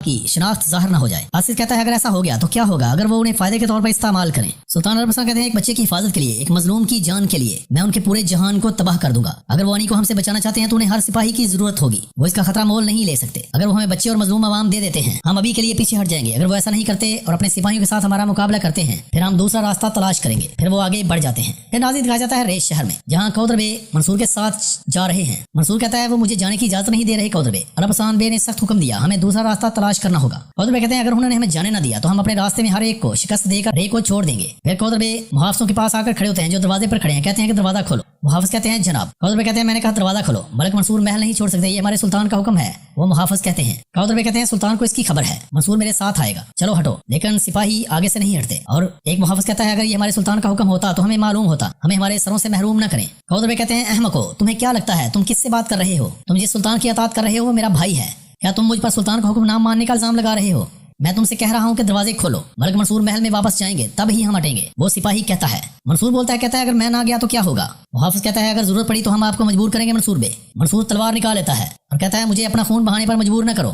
کوثر بیگ کہتے ہیں میں تمہیں بتا رہا ہوں کہ منصور بے کی بات سن لو، محافظ ایک دوسرے کی طرف دیکھ رہے ہوتے ہیں اور ایسا لگتا ہے کہ وہ انہیں راستہ دے دیں گے۔ ادھر سلیبیوں کا قبیلے میں ظلم و جبر جاری ہے۔ سردار عرب کہتا ہے اگر الپسلان بے اس پاگل شیطان کو نہیں مارتے میں قسم کھاتا ہوں کہ میں خود ماروں گا۔ اتنے میں کاؤنٹیون بھی وہاں داخل ہوتا ہوا نظر آتا ہے، میتھیوس بھی اس کے ساتھ ہے۔ سردار عرب کہتا ہے لو شیطان پھر آ گیا۔ پھر کاؤنٹیون سردار عرب کی طرف دیکھتا ہے تو کاؤنٹیون وہاں کے محافظ سے کہتا ہے بڑی احتیاط سے یہاں کا نظام سنبھالو، میں تمہیں دوبارہ نہیں کہوں گا۔ وہاں میں سر ہلاتا ہے۔ پھر ناظرین دکھایا جاتا ہے الپسلان اپنے سپاہیوں کے ساتھ آگے بڑھتا جا رہا ہے جنگل میں، اور آخرکار وہ ایک اپنے بہت بڑے دستے کے پاس پہنچ جاتا ہے۔ وہاں آ کر اس دستے سے وہ خطاب کرتا ہے۔ سلطان الپسلان کہتا ہے اے پہاڑوں اور سمندروں کو ہلا دینے کی ہمت رکھنے والے بہادروں، یہ صرف ہمارے بچے ہی قید نہیں ہیں، یہاں بہت سارے غلام اور معصوم بھی قید ہیں۔ یہ آنی ہے یعنی اناتولیا ہے اور ہمارا بابرکت مقصد ہے۔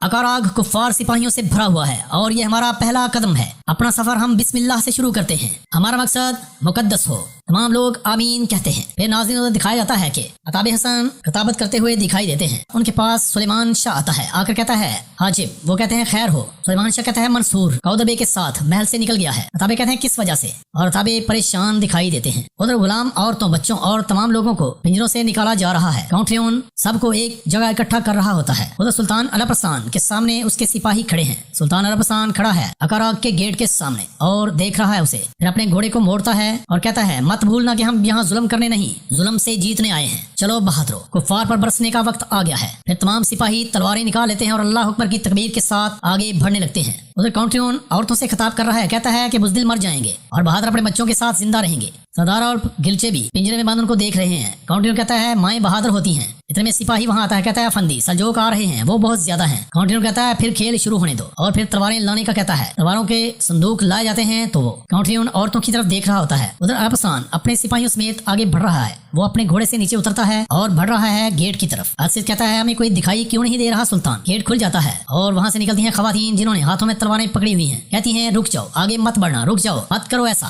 الپسلان کہتا ہے جیسا کہ ہم نے سوچا اس نے وہی کیا جو اسے مناسب تھا، بلکہ مظلوم خواتین کو لے آیا۔ ایک خاتون کہتی ہے ایک قدم بھی آگے مت بڑھنا، وہ روتی ہوئی کہتی ہے۔ سلطان الپسلان کہتے ہیں ہم آپ کو تکلیف نہیں پہنچائیں گے۔ خواتین اپنی تلواریں نیچے رکھیں، ہمارے پیچھے آئیں۔ وہ کہتی ہے ہم نے سنا ہے کہ آپ کی رحمت پہاڑوں جیسی ہے، ہم پر بھی رحم کریں، مت آئیں۔ ہمارے تمام بچے کاؤنٹیون کی تلوار کے سامنے کھڑے ہیں۔ پھر انہیں خیال آتا ہے کہ کس طرح سے کاؤنٹیون نے انہیں کہا تھا تم نے الپسلان سے یہ کہنا ہے۔ وہ خاتون پھر اپنے خیال سے واپس آتی ہے، کہتی ہے ہم اپنے بچوں کو کھو دیں گے اگر آپ آگے آئیں گے، رحم کریں، مت آئیں سلطان الپسلان، اپنے آدمی کو لے کر یہاں سے چلے جائیں۔ سلطان الپسلان بڑی حیرانگی سے اس کی طرف دیکھ رہے ہیں۔ اتنے میں کاؤنٹیون نمودار ہوتا ہے۔ تمام سپاہیوں کو انتہائی غصہ آ جاتا ہے، وہ گھورتے ہوئے اس کی طرف دیکھ رہے ہوتے ہیں۔ کاؤنٹیون کہتا ہے مجھے امید ہے کہ تمہیں میری استقبالیہ تقریب پسند آئی ہوگی باغی بھیڑیے۔ سلطان الپسلان کہتے ہیں جب میں آنی آؤں گا تمہارا سر جو دروازے پر لٹکا ہوگا وہ تمام ترکوں کا استقبال کرے گا۔ کاؤنٹیون کہتا ہے تم مجھ سے پہلے اپنے غصے سے بیمار ہو سکتے ہو، بہتر یہ ہے کہ تم پرسکون رہو۔ پھر وہ اس عورت کو اس کے بالوں سے پکڑ لیتا ہے اور کہتا ہے یہ واقعی بہت پریشان ہے، یہ گھبرائی ہوئی ہے، رحم کی بھیک مانگ رہی ہیں۔ سپاہیوں کو غصہ آ رہا ہوتا ہے۔ سلطان الپسلان بھی انتہائی غصے سے اس کی طرف